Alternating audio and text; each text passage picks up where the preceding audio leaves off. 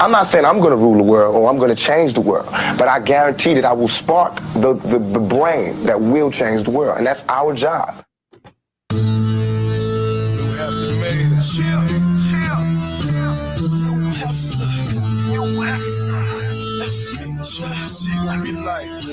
What up, DMV? We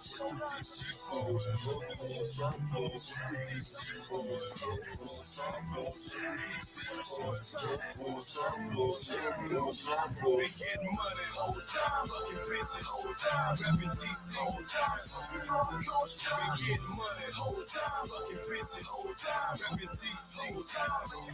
Your shine whole time, doing this whole time, whole time, doing this whole time, whole time, doing this whole time, man, you back, whole time, doing this whole time. Kickback,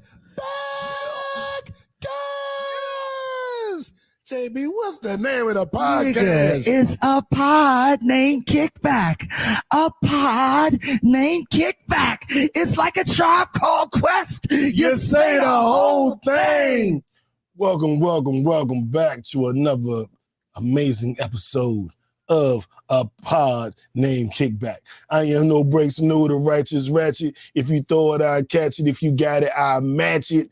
Each and every week, we right back at it. I am the Black Savage, the Magneto of my people. What up? There he is. Randy T, talk to the people.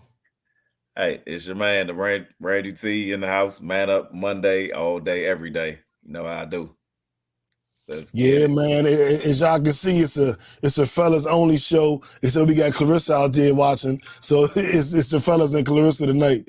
I do want to shout out the Queen Jackie, the corporate black girl, Brittani Sade. They're out saving the world. You guys know they're superheroes by night.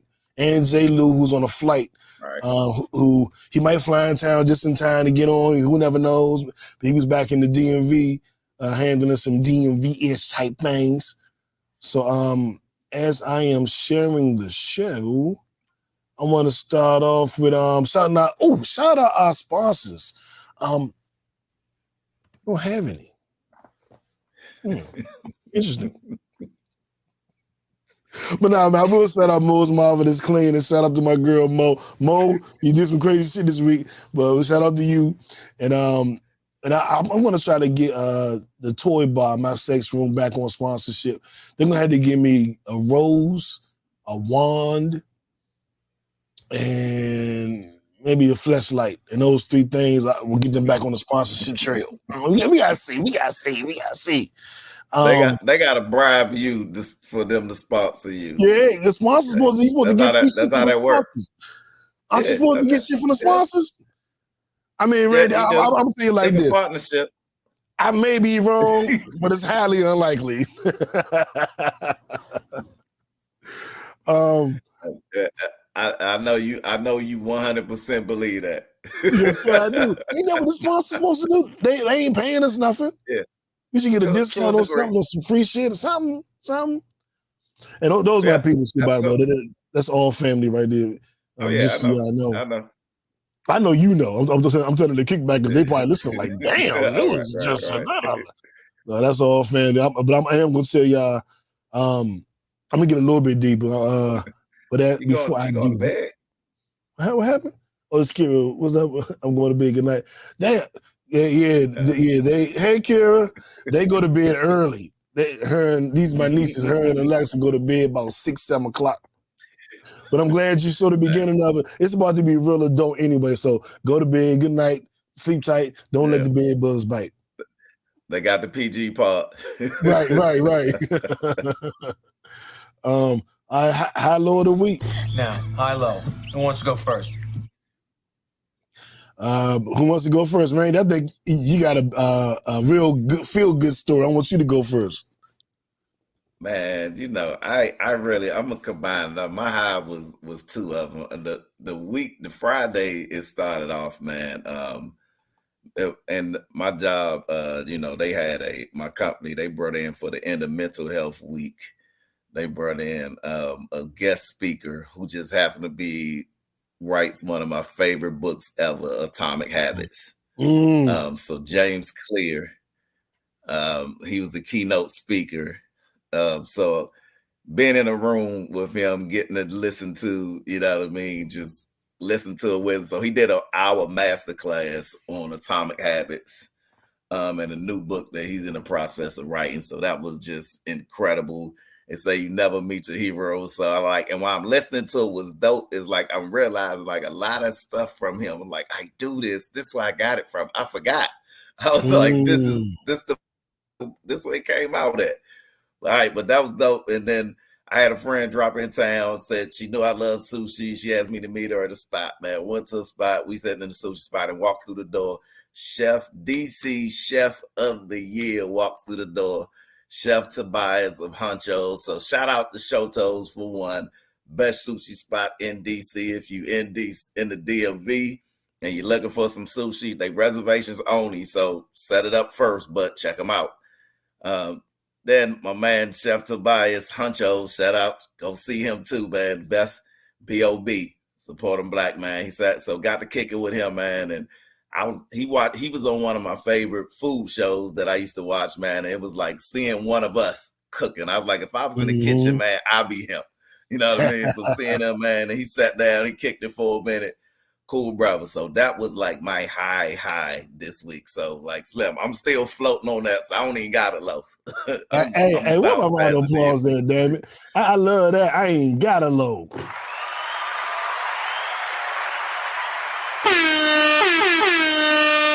It's a beautiful, beautiful thing. My high and low are mixed together.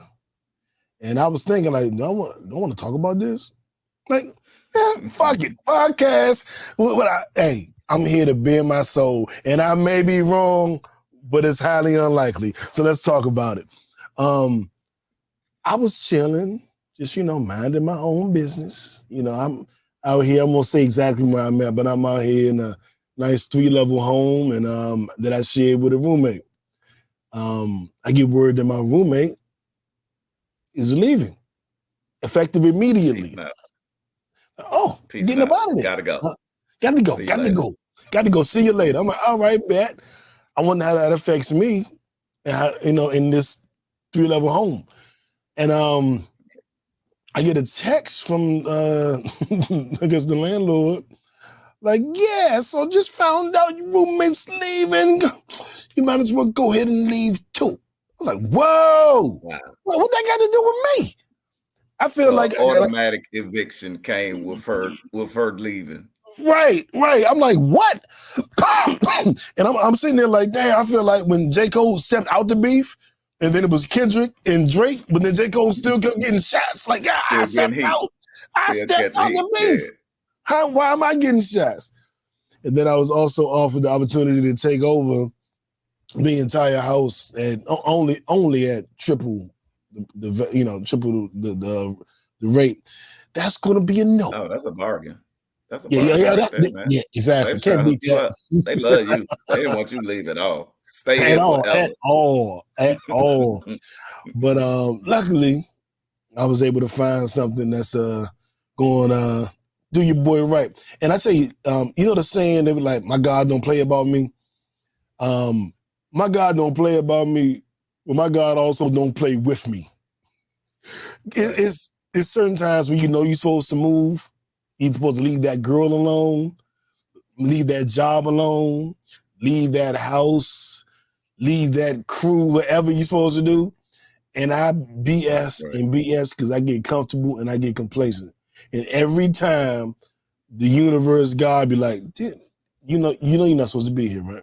If you don't get your ass. And every time I leave, and every time I go, it'd be a bigger blessing. It'd be like, damn, I should have did this a month ago, a year ago, 10 years ago. Right. Why didn't I do this? Like when I first moved to Georgia, I knew I was supposed to leave DC to try to do music and all that shit. I finally left and the world just opened up, and now I feel like the world is opening up. So I definitely, that was my low rolled into a high. I do it like that. Did it backwards. Yes, sir. Yes, sir. And now we got a whole podcast to do for y'all asses. So let's get it started with the viral story of the week. My left stroke just went viral. Our viral story of the week. Randy's uncle, Donald Trump, was found guilty on 34 counts which are felonious. These are felonies. In the, what's the girl name? Stormy Daniels. Stormy Daniels hush money trial. I think the max he would get in jail is 4 years. I don't think anybody believes he's going to jail, but I found it very interesting that he jumped up in the polls.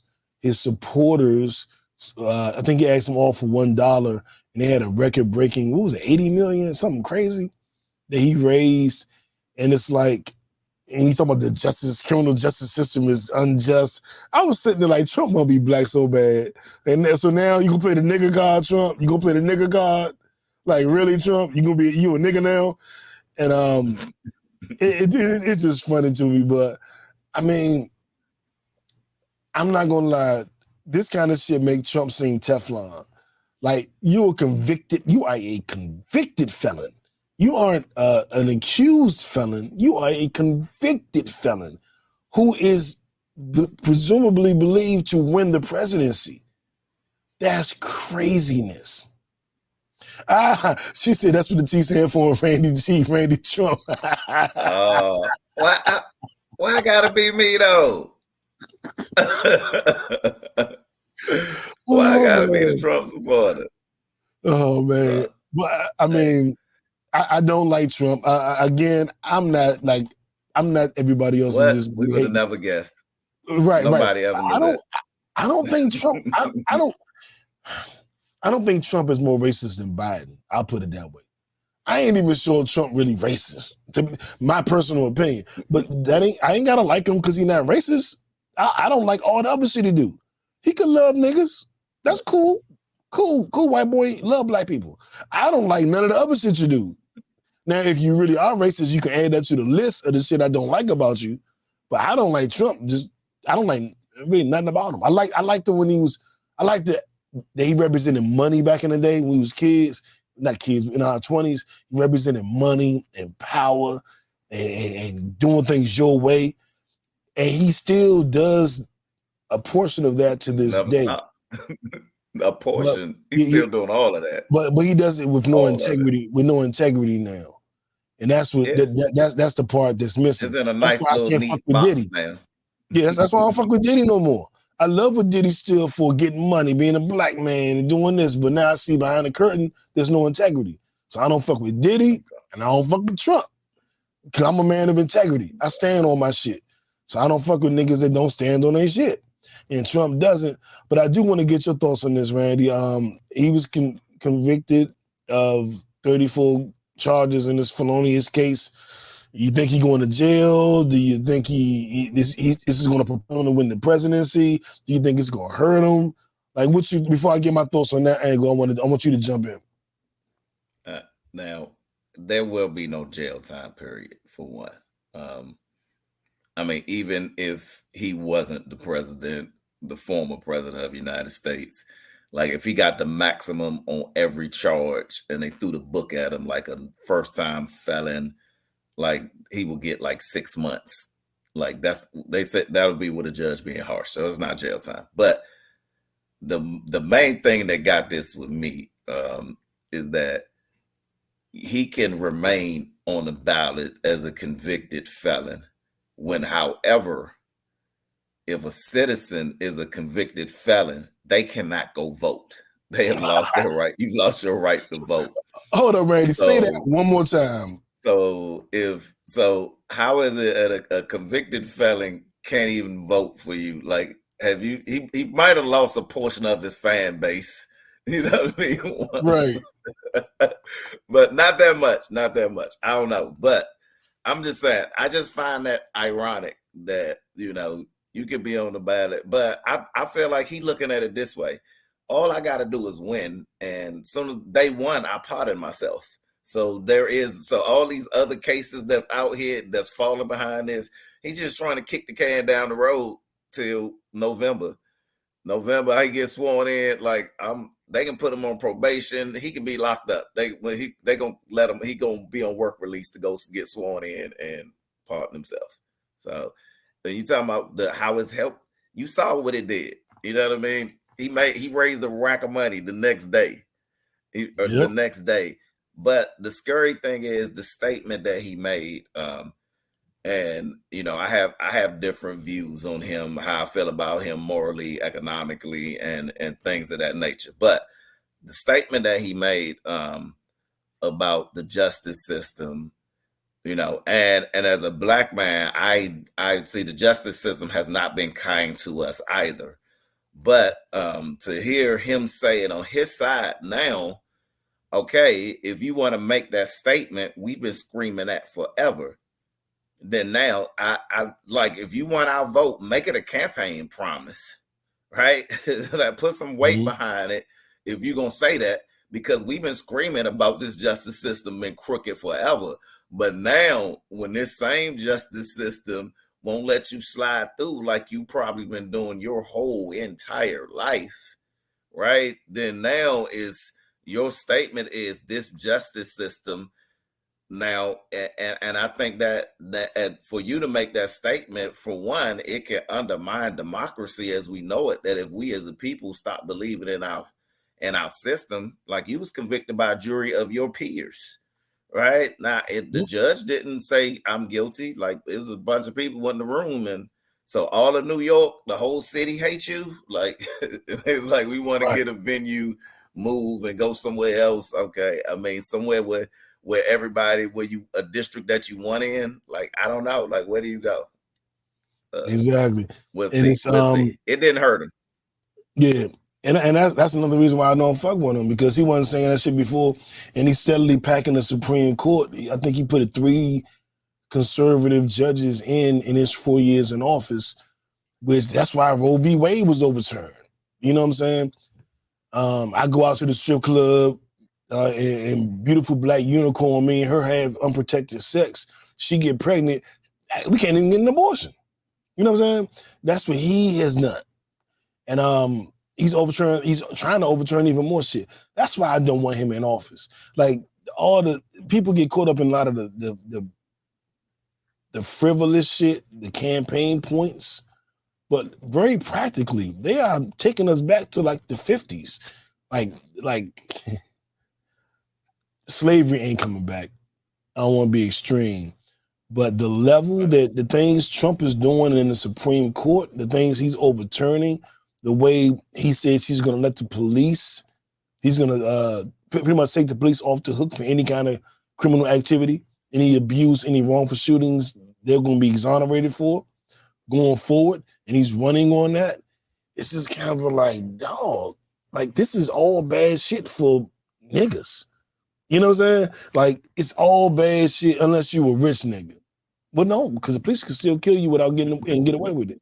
This is bad shit for anybody of color. That's what he's doing. And so all the other stuff, I don't get too caught up in, the frivolous stuff, I don't give any of that shit much attention when I'm watching the Supreme Court. We got to make some changes in that Supreme Court, or we're going to lose everything. We're not going to be able to gain. Well, when somebody else get on the seat, they got to die out. So right, and Trump then put 3 of his people on. Like the scales have tipped. Who would have ever thought Roe v. Wade would have been switched? Who would have ever thought that? Hey, what up, Kenneth? I understand, but I don't blame him per se for that, because if it was a Democratic president in office, he would have been trying to put in his candidates in as well, because you want the candidates who votes and support your values. I agree. And that's my biggest his problem. Values. No, you're right. Right. And I don't think everybody on the Supreme Court represents his values as all. The problem that I have in his base is that in some areas where there's like still strong racial undertones, those people become empowered by him for some, and it seems like he speaks to their soul, right? You know what I mean? It's like the shot of liquor that got you pumped up when you know what I mean. But you it seems like when they hear him speak, they don't become they don't just become empowered. He empowers them. He does it on purpose. That's my issue. He puts batteries in their backs. And like I said, I don't know if the man. He's an old white man, so I'm sure he's racist. But I don't know he's more racist than Clinton. You know what I'm saying? I don't know he's more racist than Bernie Sanders. I don't know he's more racist than Joe Biden. I don't know that. So I don't trip off racism when I look at the president because I think they're all racist. They're all old white men. I don't even care. Like you can be one and still do your job well. Lyndon B. Johnson was one of the most racist presidents ever. He passed all the civil rights shit. You can be good at your job and still be one. I can care. Yeah, that's what I'm saying. Lyndon B. Johnson, a perfect example.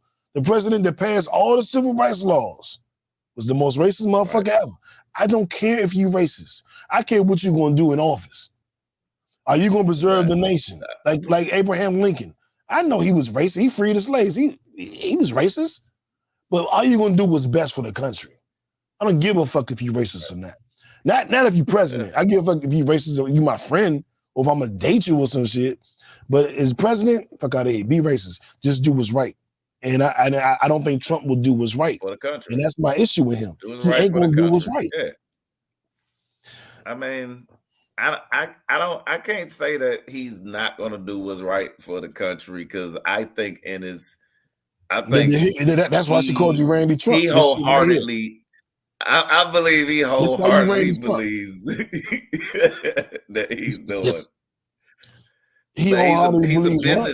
He's a businessman, right? And this is what I like. But that's not an excuse. That's not an excuse. You can't be like, no, I'm not saying that. Hold on. You can't be like, I went to this restaurant, but the chef there is a lawyer. You're not really a chef. So, I can't expect the food to be, no, motherfucker, get us a chef at the restaurant. I don't want to hear your shit about him being a businessman as a president. He's a president. Him being a businessman is I'm just giving you a perspective. That wasn't my point. Okay, what's your point? That wasn't my point. You ain't let me finish. That was just a perspective. I said, let me finish. Because he's a businessman, all he doing is applying all of his business techniques to how he runs the country. So the same crappy ass way that he been running his business, he's doing the whole United States the same exact way. That's all I'm saying. That's why he gotta go.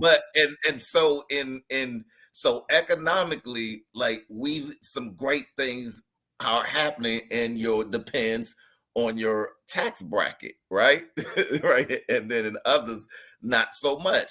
Like it's still some stuff that's gonna hit, and I think it's in 2030 or 2040 where he rewrote like already the tax code, like 10 major tax codes that don't even take effect. Like some people don't even, like if you don't know, you better figure out what tax bracket you in before that finally hit. Those are type of things that happen. But then, like some corporate taxes were removed, right? When he was in office. So a lot of businesses was like, all right, he just saved us millions. So a lot of CEOs bought a lot of new jets. It was a whole lot more vacations. And they was like, we eating good with you here because he's running the country like he's running his business. So to every businessman and entrepreneur, he was like he's attractive, right? But the double-edged sword that comes with him is that I think he's dividing the nation at the same time. So like we say, how he speaks to the ones that are empowered racially by the things that he say. And the more that he empowers them, the more that now what we became, where it was less likely in society that we run into people who still like, oh, you still racist? And that it wasn't that, it came where it was seen like it was dying down. And like now where they being proud, where you were shameful to be a racist, right? Now where it's like they proud to be, and it's now, but it's cloaked behind, making America great, right? You know what I mean? Rather than that's the cloak of it. But now that is, and because that's the cloak, is making the division wider. And I think that's the division, because now while you screaming all this stuff out across the podium, us who living in places where we got that line where we got to encounter and, you know what I mean, and navigate that on a daily basis, our landscape could be changing, right? Off of your flipping words. And that's what, you know, so for him to be, that's just too dangerous to make that person speak for the nation. I got a real question for you, because the Randy Trump shit is funny. It's funny. But why do you feel the need to point out? I don't know where she get that from, man. It's how you talk. It's how you talk. Why do you feel the need to defend Trump? Why do you feel the need to I'm not defending him at all. No, you're speaking highly of Trump. Well, he does with the money and this. You know, you just made a whole soliloquy. I'm just saying facts. The why do you feel the need to say it? That's my question. Why?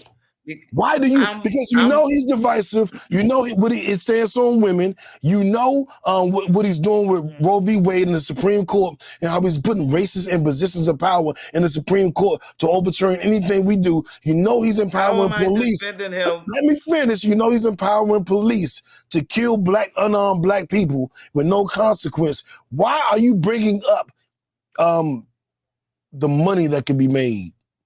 Why are you bringing that up? Because you're not a millionaire. So none of them tax breaks and all that bullshit ain't really going to affect you either, nigga. So why are you speaking to that so much? You bring it up every episode, you know, Trump doing shit with the money and the tax codes. Why do you keep talking about that? But all this shit he's doing, why do you keep trying to the tax codes that he rewrote it does not affect millionaires. It would affect people who are not millionaires. So I should know about it, as you should know about it.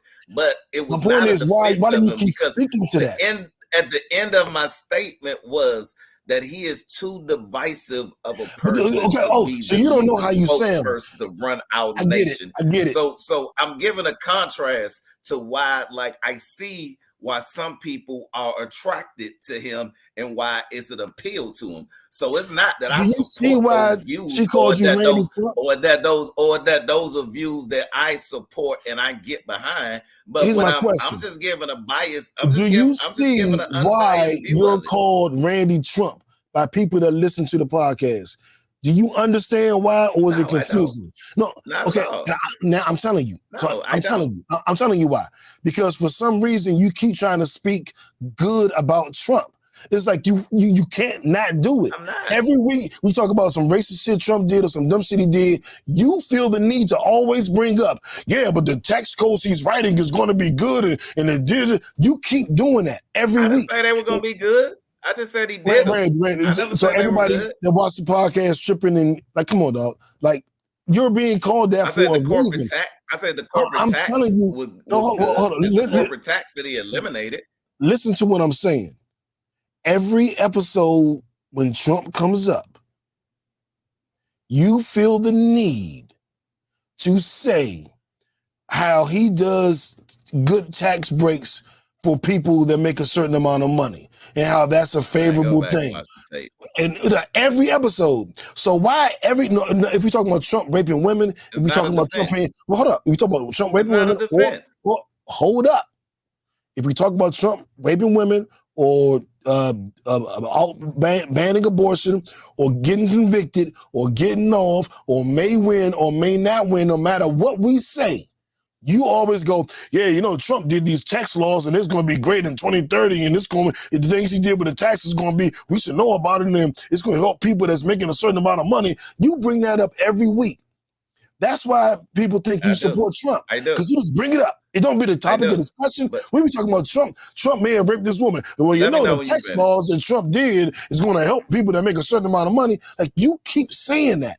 All right, let me know why every single week, no matter what we talk about with Trump, you want to tell us about his tax laws so badly. So I say this every week. I say every week. Every week. So tell me, what year do those tax laws go into effect? When do those tax laws go into effect?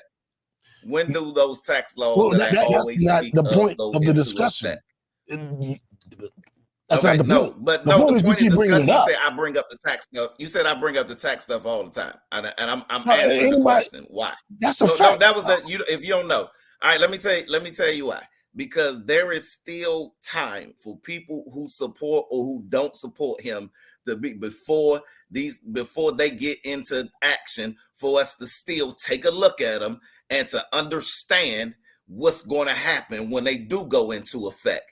And everyone should know, no matter what tax bracket you in or you not in, you should take a look at what those new tax codes and how they're going to affect you when they are in effect. I don't care who's the president, whether he did it. I bring it up because he's the one who rewrote them. Something that has not been done in like 100 years.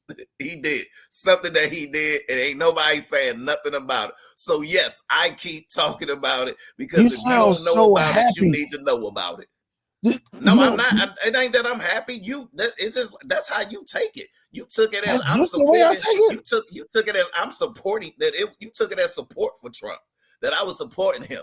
No, I don't support it at all. None of those tax laws are beneficial. I never said anything good about them at all.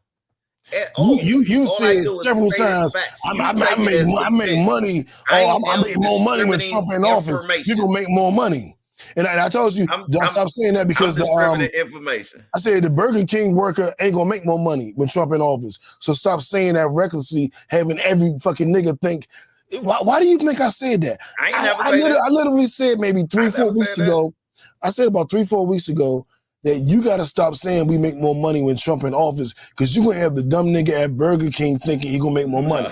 Why would I say that if you weren't doing that? I said it was a perception. I never said that we did. I said it was a perception. No. You it didn't change for us. I said it was a perception. I know it's some people who did. And I know some people too. I know. Well, people, it's almost like what you call it, the old wives' tale that we make more money when Republicans are in office. Everybody says that. I had a homie that was like, I make more money when Republicans in office. I killed it when who was before Trump? Was it Bush? The last Republican president? Maybe it was Bush. Nah, maybe I can't think of who it was. It was Obama. Remember Obama walked him out. Yeah. The last Republican. Oh, before. It was Bush. That Bush? It was Bush. Yeah. I make more money when Bush in office. And I was just like, why do you it confused me that he was saying, like, why do you keep saying that? And then when you started saying, well, we made more money when Trump was in office. Now I know they didn't. And it was proven. And then you start talking about tax. If you do investments, you can make more money. And I was like, well, stop acting like the jobs pay more when Trump is in office. I literally had that conversation with you on air because you kept making it seem like just because Trump's there will make more money. That's not how you true. Perceived it. That's what you said. It's what you said. No, that's how you inferred it. I didn't say that. I say that. I said there are people who make. Yeah, roll the tape. Let's keep going. Well, let's keep going. I want to know what you think you said. Do you think you said, I'm not a supporter. It's the perception that you didn't say that. You like we make more money when Trump in office. I'm gonna find a clip because I'm a petty ass nigga. But that's what you said. And I'm wondering why you keep saying that. I just be wondering. But at the end of the day, we don't believe Trump getting no jail time. He's not. We don't. No, he's not. We know he's not. We don't believe he's what's best for the country, or do. Not at all. Not at all. Not at all. And you are not a Trump supporter. I am not a supporter. Oh, well, then, moving on. We've cleared that up. We have cleared that up. That's so I know, like Slim. I began. Hey, Clarissa, why he been badgering me? Like I need a lawyer. Like he's badgering the witness. He said no. Like I do that every time you support Trump. Every time you support Trump, I do that shit. I be speaking facts of what he's done, man. I never was saying I was in support. I be distributing information because this is the thing that people like. A lot of politicians do it, and I'm not gonna say it's just him. A lot of politicians, they know that most voters do not read or research. They only go by what they hear and what comes out of their politician mouth. They ain't doing no research, and so they play to their base. I don't know anybody who's better than him, that just speak to those people who ain't doing no research. Just whatever he say is like, yes, it's happening, it's true. It must be right. You know what I mean? That's how it go down. But I don't believe he speaks for the whole Republican Party. right? And again, I'm not a Republican, but I don't believe he speaks for the whole Republican Party, because I do have a lot of Republican friends who are not Trump supporters, right? So I've seen it on both. Hey, I ain't taking personal, Carissa. You just hyped them up. You see, he was on a mission. It was like you fueled him. He was like, yeah, I got back on this. See, that's why they call you T. And 30 minutes later, we've been here. Let's move on, man. Let's move on. Nobody made me go. Hey, I had to go on record before we moved on. So just so we know, you're not. Hey, yeah, I'm just gonna tell you. Watch the tape. Watch the tape. People have asked me. People have asked me. People on the podcast have asked me, "Are you a Trump supporter?" Or actually, they didn't ask me. They told me you were. So I'm just telling you, like, you don't sound like what you think you sound like, and it ain't just to me. But Berger said that you said a lot of people ate good when he was president.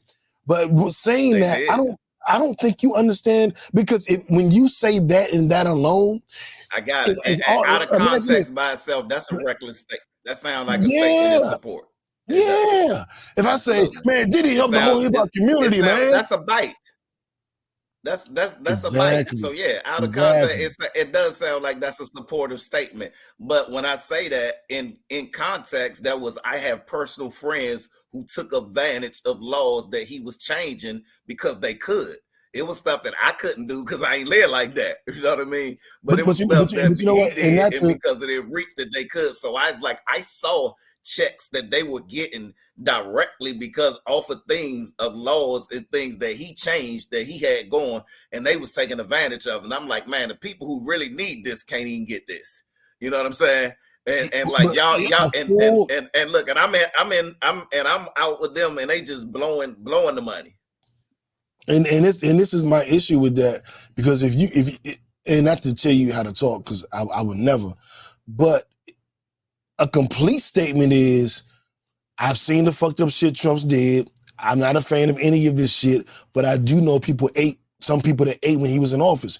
Your contribution to the conversation just be, people ate when he was in office, and then you be quiet again. That's all you say. That's all we get from you. If you know what I'm saying? If you paint the whole picture, then it's like, oh, but if all your only contribution is something good about Trump, then it makes it look like, I get Randy's perspective on Trump. Watch the tape, man. Let's roll on. Watch the tape. I'm gonna make it a whole clip. Just because now you made me mad. I'm making a whole clip. I'm gonna post. I'm gonna tag you 10 times.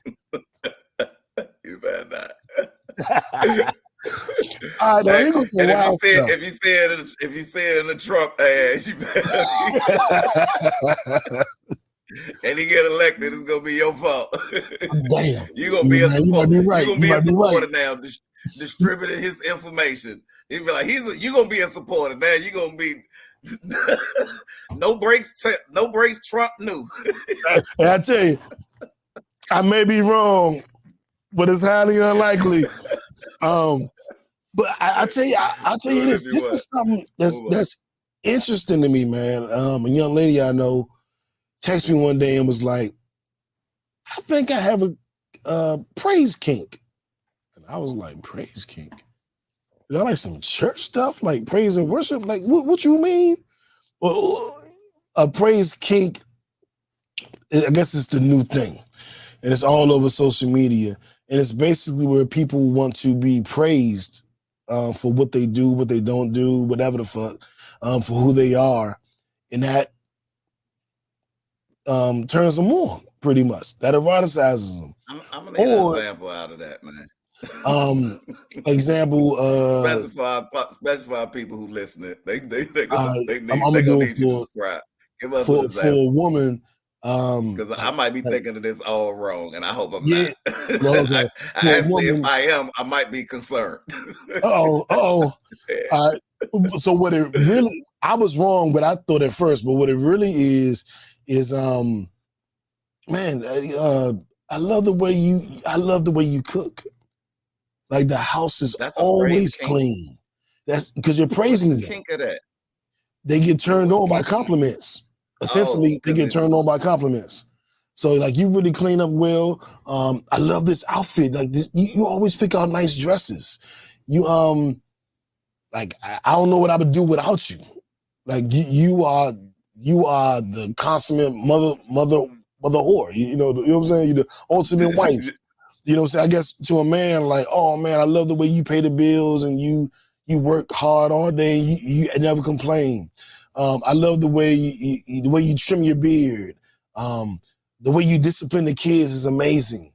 I love the way you are with your friends. Okay, that is nothing like. Is anybody watching thought? Is that what y'all thought when he was talking about a praise king? Because I know I can't be crazy. Because I was not thinking in nothing along those lines at all. I wasn't either when I got the text. I was like, "You're into what?" But okay, I'm sorry, I cut you off. Finish tell me about it. A praise king is a predisposition one has to draw erotic pleasure or excitement by either receiving or giving praise to a partner. He needs a big cake. A praise king is a predisposition one has to draw erotic pleasure or excitement by either receiving or giving praise to a partner. When I first heard praise king, I thought it was some church stuff. What did you think it was? What, a kink? Praise. When you say kink, for one, like, all right, I'm not thinking about you cooking me breakfast. I'm telling the woman her eggs were good, that she don't got real moist now, and she like, come on to the bedroom. Because I praise how good she scrambled my eggs.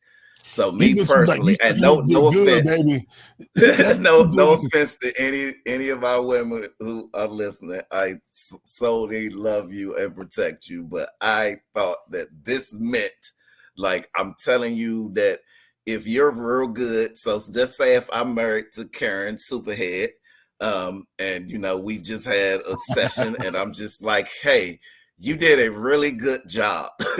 You know what I mean? And that's what I thought when you said praise kink. I was like, when did this become a thing? I like, don't we already do this? I'm like, if a man ain't already doing this to his lady, like, she should be upset. Like, give her some credit. Tell her. So if you listening now and you haven't praised your kink, even though I was talking about the wrong thing, praise kink your lady. Like, praise kink, mean, I think. I'm not mad at what I'm talking about, not his. What you saying make perfect sense to me. I ain't mad at that.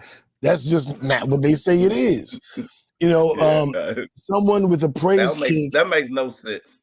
That makes no sense. Someone with the praise kink gets off by showering or being showered with praise, compliments, and attention. It might be right, Chris. but I'm saying, but this is what they say. Like, I ain't make this shit up. Someone with a praise king gets off by showering or being showered with praise, compliments, and attention. And I know many a woman that if you give her a compliment, she gonna be excited. And wait a minute. Man, look who's hold the fort. The queen is in the building. Hey y'all, I'm sorry. What's up, Brittani Sade? I had to talk a little business, and I'm sorry, y'all. It ran over. What y'all in here talking about? I know y'all not in here talking about praise kinks. So I really had a conversation at this moment. Came in on your favorite part. Y'all know I'm classy. What did JT say? No. Don't ask me to twerk. I'm classy. No, you came in right on time. You wouldn't want to be here for the last one. Oh yeah. That's a fact. God is good. You right on time. You right on time. She was watching it like, oh, they know with that part. Hey, right. That's what I was thinking. She was like, oh, it's clear. It's good to come now.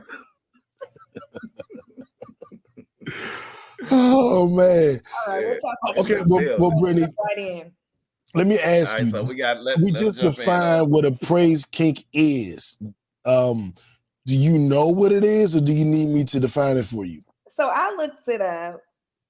Okay. So I know what it is, and I mean, all I'm going to say on this topic is that I realized when I looked it up, I might have a little bit of a praise kink. See. But like, who doesn't want to know when they're doing a good job or being a good girl? Facts. But you know what's we should keep Carissa's comment up there till we done with this one. Which one? She's gonna scramble eggs. The scrambled eggs comment, right? Because baby, let me tell That's you her praise something. kink.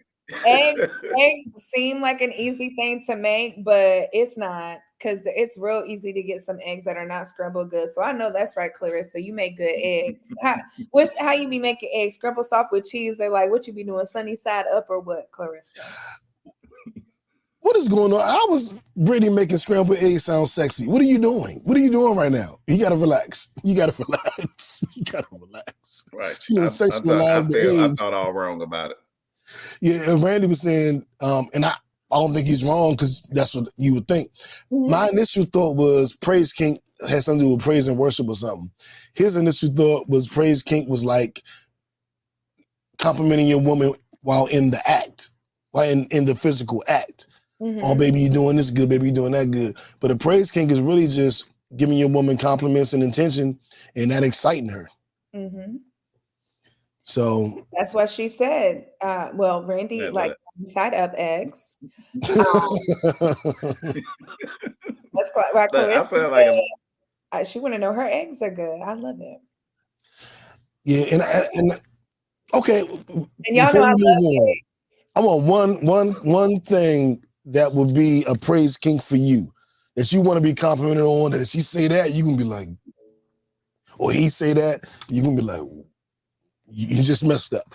Because now we're gonna be late. You shouldn't have said that. Hey, hold on. Give us the definition again. I want to get this right. Read us the definition again before we do that. I can look it up. So a praise kink is a predisposition one has to enjoy erotic pleasure or excitement by either receiving or giving praise to a partner. Someone with the praise kink gets off by showering or being showered with praise, compliments, and attention. So what would be something that someone could say that would make you go, like I said, we're going to be late now? So I don't know. Okay. So I know praise is kind of like that, those like, I don't have to be showered. I'll say this. I love when an individual catches like my wittiness, or like can understand like when I say something that might not be easily like caught, and they be like, oh, I caught what you said there. Like you was when I be like, oh, okay, so you a little intellectual. It's like I love when people like catch what I'm saying, if that makes sense. Because I can be a little sarcastic, but in a playful way. But I love when people like catch it. And even if they respond to it, I'd be like, so you want to do this? Like, I like that. Okay.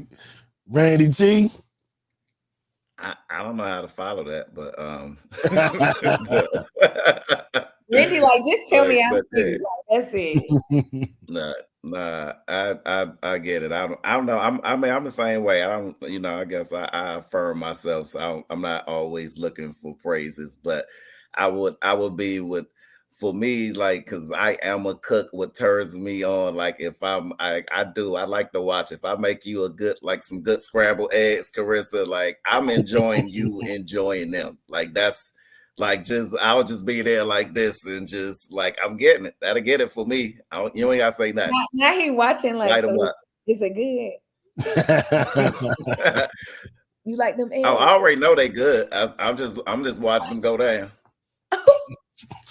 As said by every man in America, I'm just watching them go down. One thing a man can make is some eggs. I know that's right, Randy.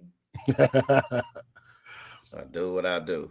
I'm gonna say, hey, my sisters can say, if any of my sisters on here, they can tell you about my eggs. Okay, I almost paused there, but it's not a pause. It's not a pause. No. Right. I think that what's gotten this isn't a praise though. Man, I tell you what, I flip it.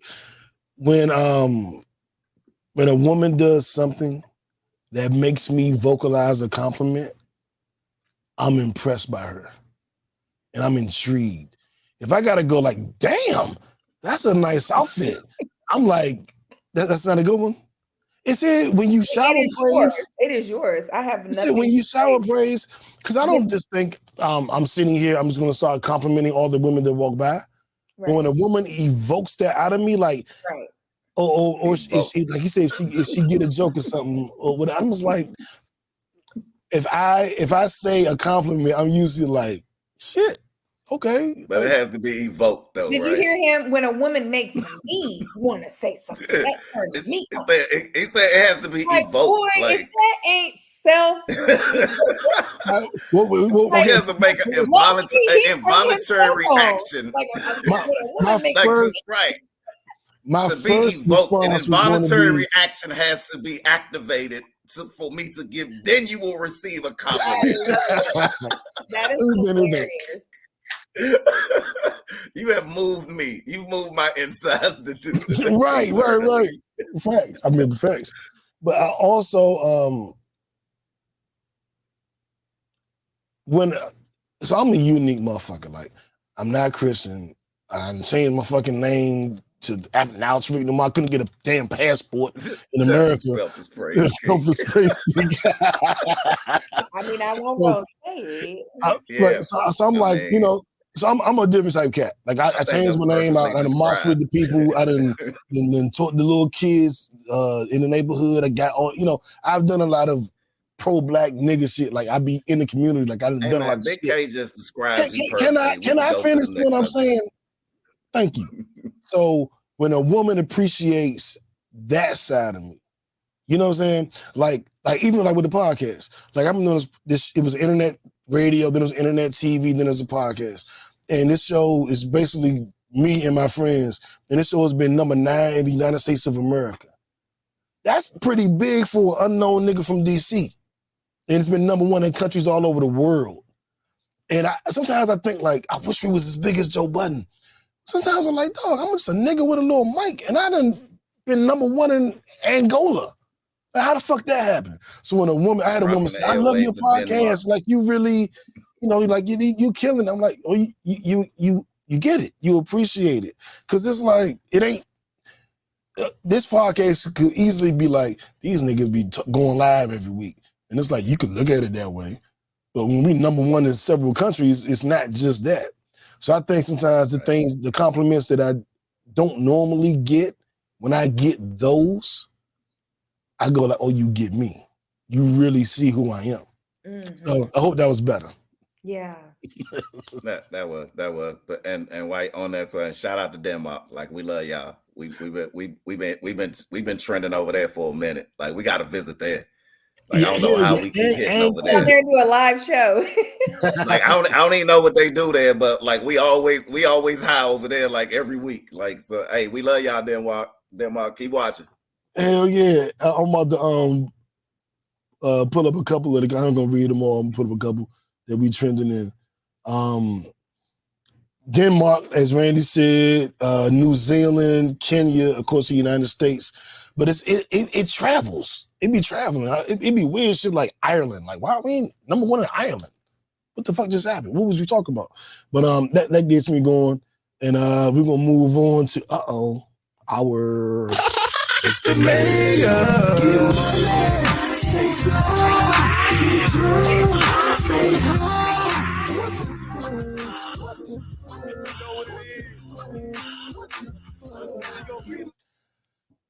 This story is really, if there was ever a what the fuck story of the week, this is it. A man tells his boy, I can get you paid. It's these women out here that want to date you, that want to have sex with you, they want to, you know, whatever, and they'll pay you. And I can set this up. And dude was like, yeah, well, I gotta, like, dog, do you want the money or not? You're like, well, fuck it, I want the money. And he went into the woods, waiting for his boy to bring the girl to him. The girl came. Well, I guess wasn't the most attractive, but whatever. And all she wanted to do was give him head. He got head. She left, but he felt weird. Like, this is like, that didn't, was that even a woman? Like, what the fuck just happened to me?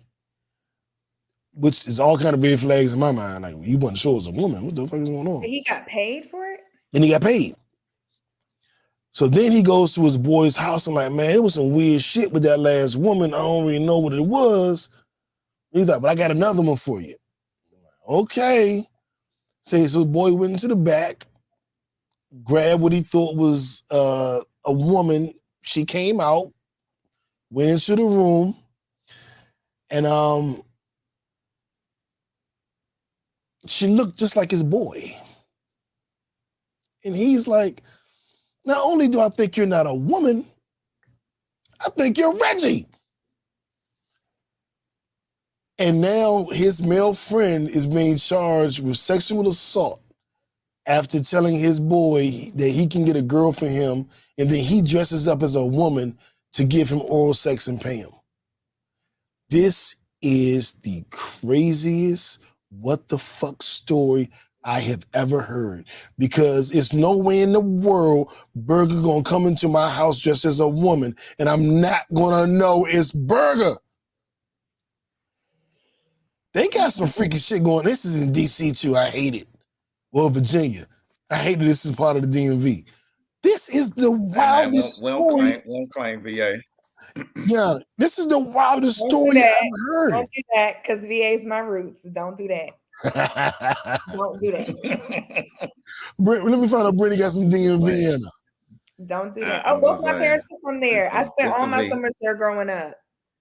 Okay, you know, I knew I liked something about her. She got some DMV in her. She got that B. It makes sense. It makes sense. This shit. Burger said Virginia for lovers. Obviously. But this is crazy, though. Like, what do y'all think about this? This is the craziest story. Is this not the craziest story you ever heard? Like, what the fuck? I don't know, the way you told it threw me off too, but go ahead, Brittany. Okay, well, how did I throw you off? Because what was the woods thing? Because I'm like, first, like, we start off, we was like, it's like they met him in the woods. I'm like, is this a drug deal going down or a prostitute? Like, who meets in the middle of the woods to get a hooker? Yeah, like, what type of pimp brings his women to the woods? Be like, I got a woman for you. Meet me in the woods. I'm gonna bring you a woman. I gotta wait in the woods for you to bring me somebody. Like, and then he was surprised that he didn't like the way she looked. He told you to meet him in the woods. So I'm like, what do you expect he was gonna bring into the woods? Like, so I'm already like, I was thrown off right there. I'm like, all right, so he kept going after that. Like, I would have, like, you already, like, I'm already thrown off that you paying for something. Like, you looking to make a transaction to do. No, he getting paid. He was getting paid for it. Oh, he was getting paid like, for imagine it. You, I heard the other way. Imagine a woman, like, asking it's you, still like, the woods, can though. I pay you to, maybe it was some type of, maybe the friend made it had a money like kink. Some type of, like. And then meet me in the money woods. Kink. Yeah, there we go. He had a like woods kink.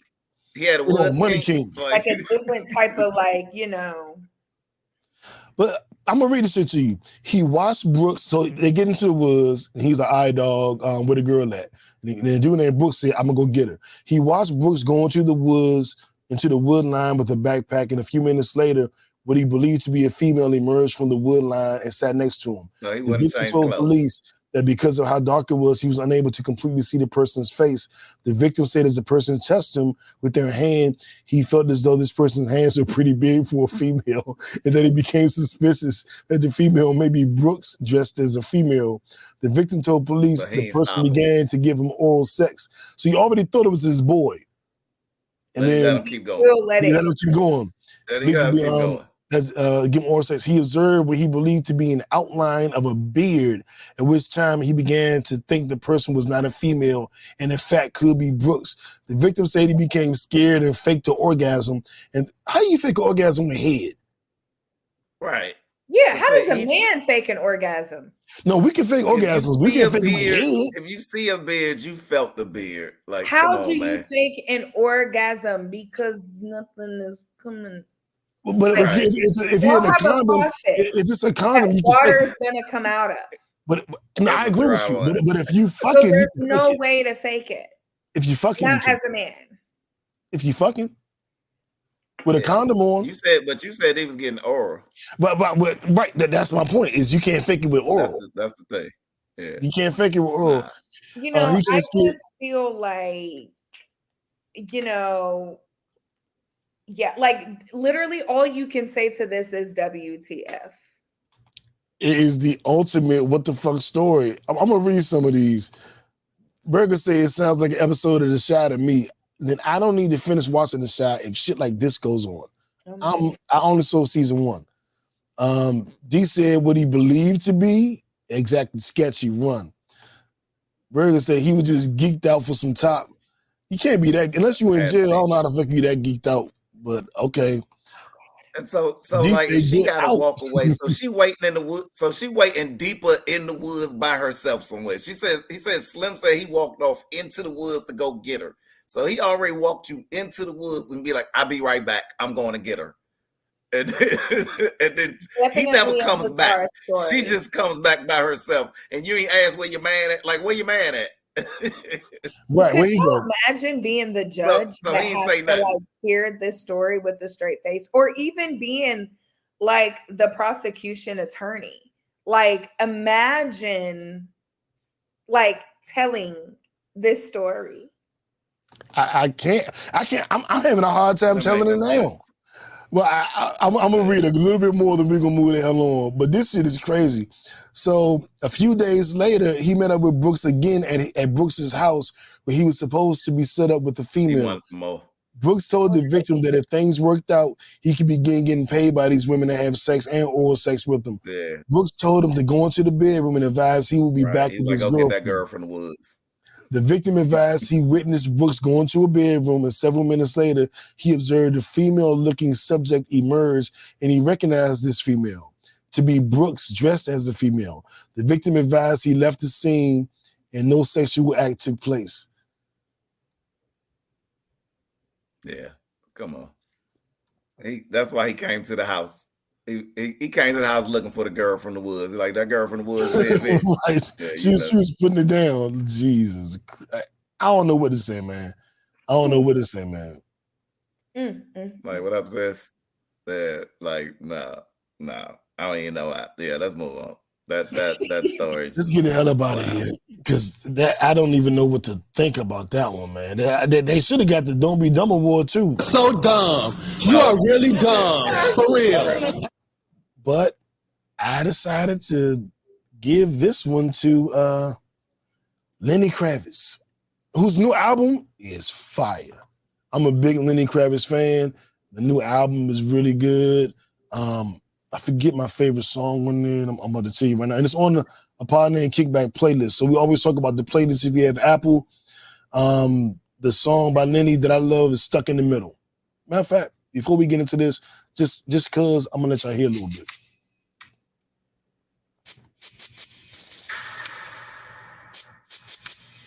I'm going to fast forward because I don't want Apple Music trying to sue me. Yeah, they cut you off. I forget that 10 seconds. That's about it. Yeah. So, yeah, I'm not that's about about to be a part of this. So Lenny says that he has been on a 9-year journey of celibacy because he wants to find lifelong love, and he does not want, I guess, to have meaningless sex. I think that is beautiful. I think the sentiment. Why is that dumb? Because it's a decade. Everything he said is beautiful, and I echo the sentiments. But you stop fucking for 9 years? Brittany, what have you stopped doing for 9 years in your life? What imagine the level of clarity that this man probably has? No, because he doesn't have post-nut clarity. He has pre-nut clarity, which isn't clear at all. It's even better. Hell no. I think better after I nut. I see things clearly. You think? You know what? You know how unclear the world is when my balls are filled with semen? The world is unclear. That's after I bust a nut, everything. I'm like, oh shit, I didn't even like her. You know, things become clear. This dude ain't busting nothing. Well, hold up. Is he not That's what they're asking, is he not masturbating? If he ain't masturbating and he ain't busting nut and he just been nothing for 9 years, that I don't know that that's healthy. How? What? You think that fucking feels so good because we shouldn't do it? So I think there's a part of that for a lot of people. A part of what? What?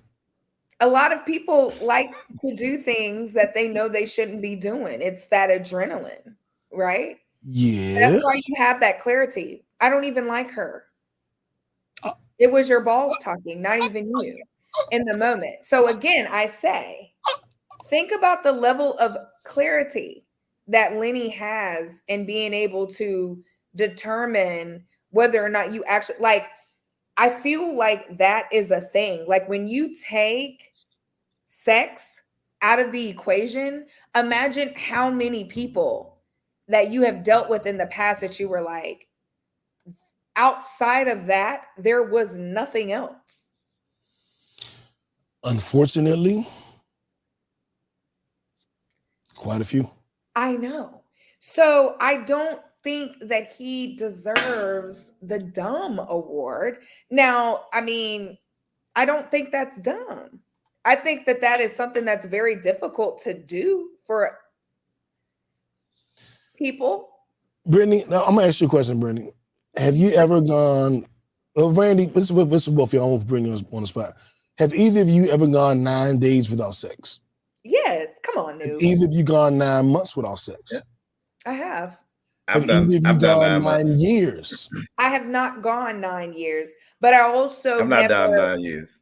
I I've done also 9 have months. never, yeah, I haven't gone 9 years, but I've also never been, I haven't like said to myself, I'm going to be celibate either. You know what I mean? So Well, I've been celibate. only a certain amount of time was, you know, when I'm like single, I'm usually, you know, just out here chilling. Now, I didn't say that I don't handle my business. It just may not involve another person. So again, the celibacy thing, I don't know what that necessarily entails. Truly celibate means you don't do anything. You don't handle shit. Anything. But I really feel like, I know we're sitting here like Celibate is intercourse. all jokes aside. Yeah, celibate is nothing. Yeah. I mean, I can define, I can get the dictionary definition, but celibate means you don't do anything.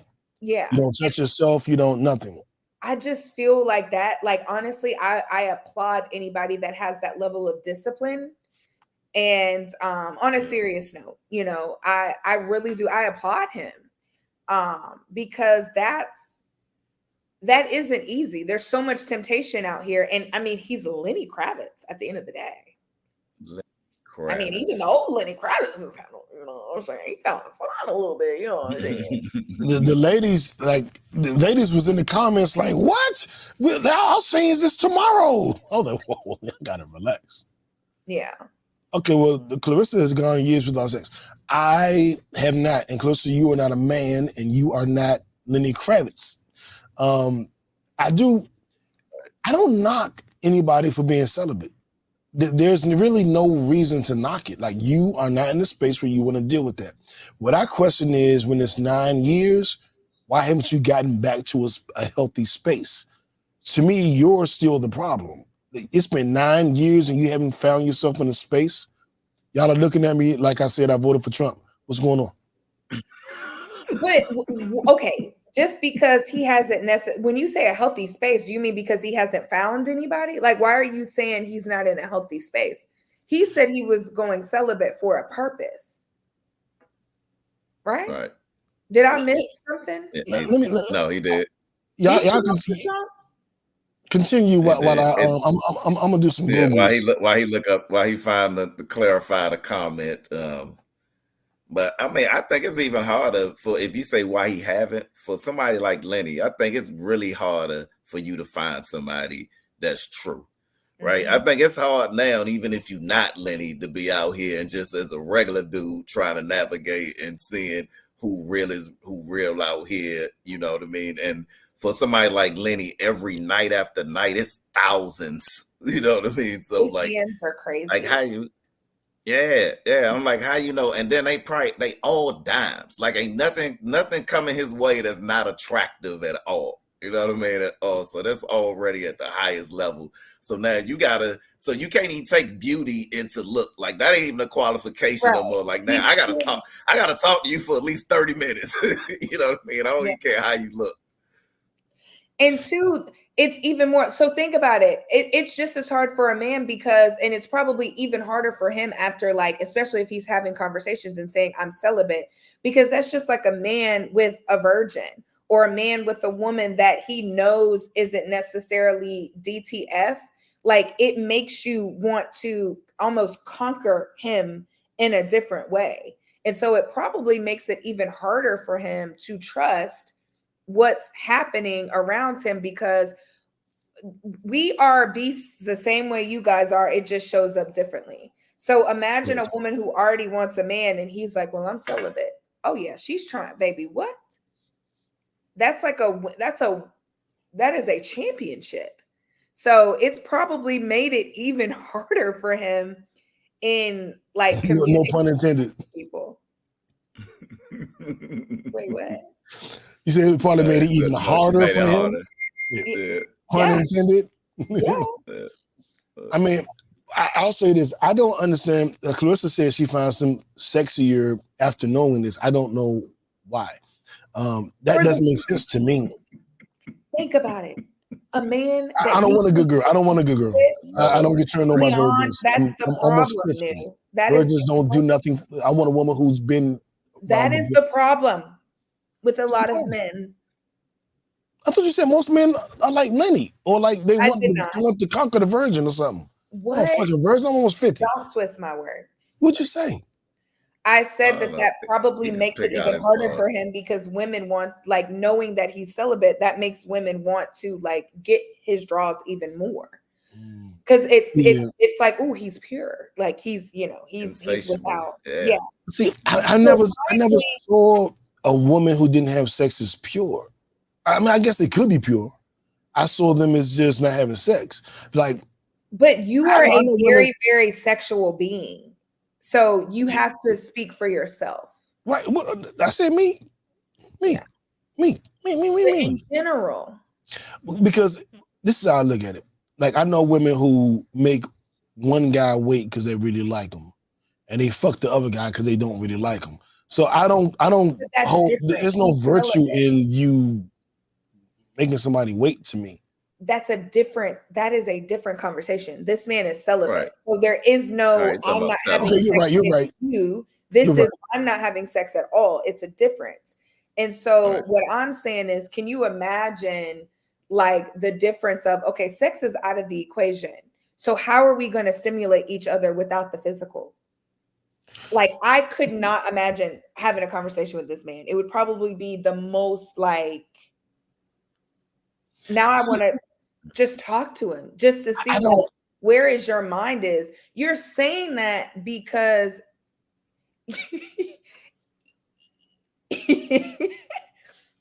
I want to watch how I say this. You're saying that because, like, have you tried it? I'd said earlier that I've been celibate. I have been celibate.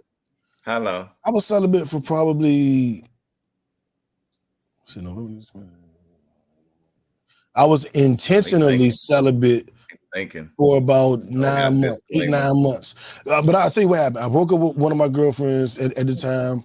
Won't need the story, man. How long? 9 months. I'm gonna get a story. This is a Pod Named Kickback. Little man, no breaks. But I was in a messed up place. Okay. And sex was like, no, I don't care about that. So I went like 8-9 months. But I've done that.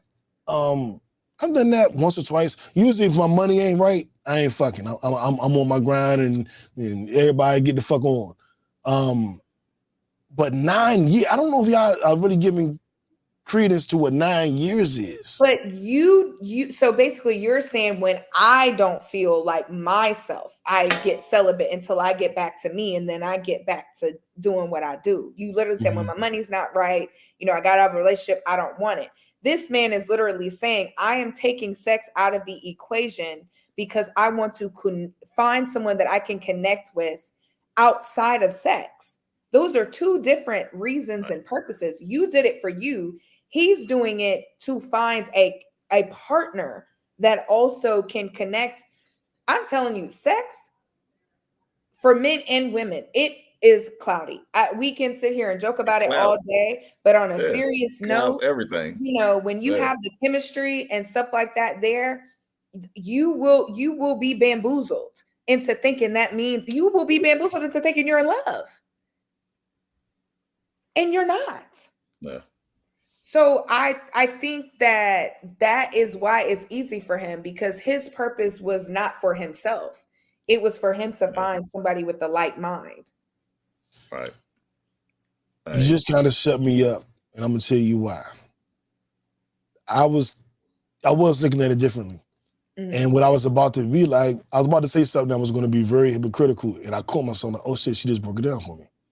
I'm like, well, damn, nigga, it's been 9 years since she found somebody you can connect with. I've been single like shit, 7, 8 years. Well, outside of my 3-year situationship, I've been single. I was in love. She wasn't. I was in love. I was in a relationship. I was in a relationship by myself. But outside of that, I've been single damn near as long as he been celibate. If he wasn't. What did you say? You probably would have known that you were in a relationship by yourself if you weren't having so much sex. And she could suck a basketball through a golf hose. I wasn't going to stop that. Oh, exactly. Fuck out of here. Right. Ferguson, who's Lenny Kravitz? I'm Lenny Kravitz. I mean, I will say this. If you can't find, if he's like, I'm only going to have sex when I'm in love, and he couldn't find it, a mutual love that worked, then I'm with none of us on this podcast is married right now. So clearly it's not that easy. Everybody's single. I agree. I'm not surprised. Y'all win. I didn't say that. That don't happen to me. That don't happen to me all the time. Let me clarify. Big K. I ain't say that. He's saying Lenny gets a like he get approached by dimes all the time. Yeah. Absolutely. So I mean, I think y'all are right. I think y'all have educated me on this. I'm not gonna be as judgmental. I'm still gonna laugh at him, but I'm not gonna laugh. It's loud. It's gonna be more of a murmur. One final question: do y'all believe him? Because his album dropped. He said this on the day his album dropped. Do you believe him? So obviously, this is a press run. I believe him to a degree. I don't know if 9 years may be a stretch, but I think, and it could have been 9 years, because I where he's at, I've been, right. And when I went through my 9 months, it was just that, like, I didn't want to have, like, I don't want to hook up, right. I was like, and the way that I made it was like, I only met people out in public places, you know what I mean? Like, if we saying I'm gonna meet you somewhere and I'm leaving, you meet me there, I'm gonna meet you there, and we both leaving. So, like, it can be done. You know what I mean? I did it for 9 months, and when I messed up, it was because I broke that rule. I went to somebody's house. If I never went to the house, I might have still been on my mission. So I believe him to a degree, and especially for somebody like Lenny, because I've been on production crews with stars too. And if you go back to the hotel with a celebrity, like, somehow groupies find out where they're staying at. And, like, when you get back to the hotel, it's women lined up looking like movie stars every single night. And, like, they paying people to let them get up to rooms and on the floor. Like, you come off the elevator and it's like models, like, just, and I'm like, so I can imagine, and I ain't never been on a crew with somebody on the level of Lenny Kravitz level, you know what I mean? So, like, these was little celebrities, you know what I mean? Like when Cat Williams wasn't famous yet, you know what I mean? Stuff like that. So I can't imagine what he see every night when he gets to a hotel, you know what I mean? Lenny Kravitz for 9 years. I believe him. Like, and think he ain't really been touring that much. He been on his old man shit. But let's throw it to Brittani real quick. But beyond that, I mean, he's famous. So if he were to lie, it's hard to lie about that, because I'm pretty sure that if he really was being sexually active with someone probably has some level They of gonna receipt. come out. Like, of course, women are going to say, TMZ. oh, no, I did. You know, anybody can say something. But if he really was, there's some level of receipts, like the way in which social media and phones and stuff like that work. So I believe him, because I feel like, especially being a celebrity, like, you can't lie about those things nowadays. Oh no, he lived in Brazil. Did somebody say he lived in Brazil too? No, I don't believe him now. I take it back.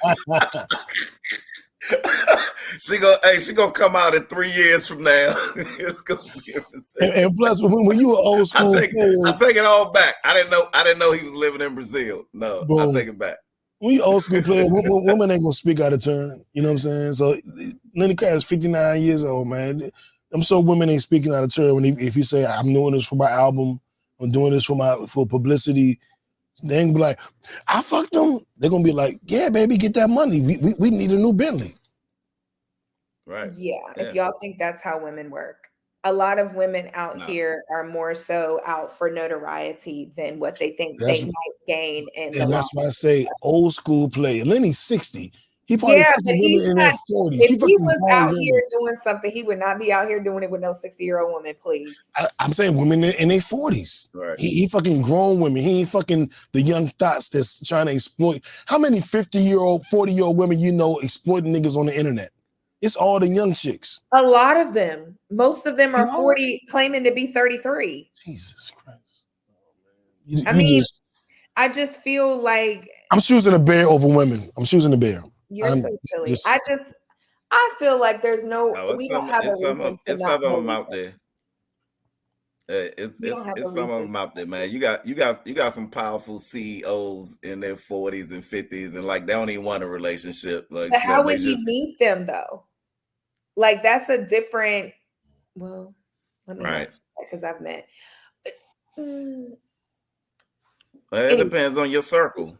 It depends on your circle. Yeah. So let me not say that. It depends on this circle, right? But you know what though? He did spend some years being a cuck to the dude from Game of Thrones. Let's stop it. And you know what a cuck is, Brittani? Do you I don't want to know? No, you don't. You know, Lisa, we'll move on. I'm just gonna let it go. If it's sports, if it's fashion, if it's music, if it's hustling, whatever, you on a marathon, you know. So, all right, so this company has been notorious for underpaying their employees. I've been instructed to only shop at Target because they don't pay, and I've just heard horror stories about how slave labor with the Waltons at Walmart.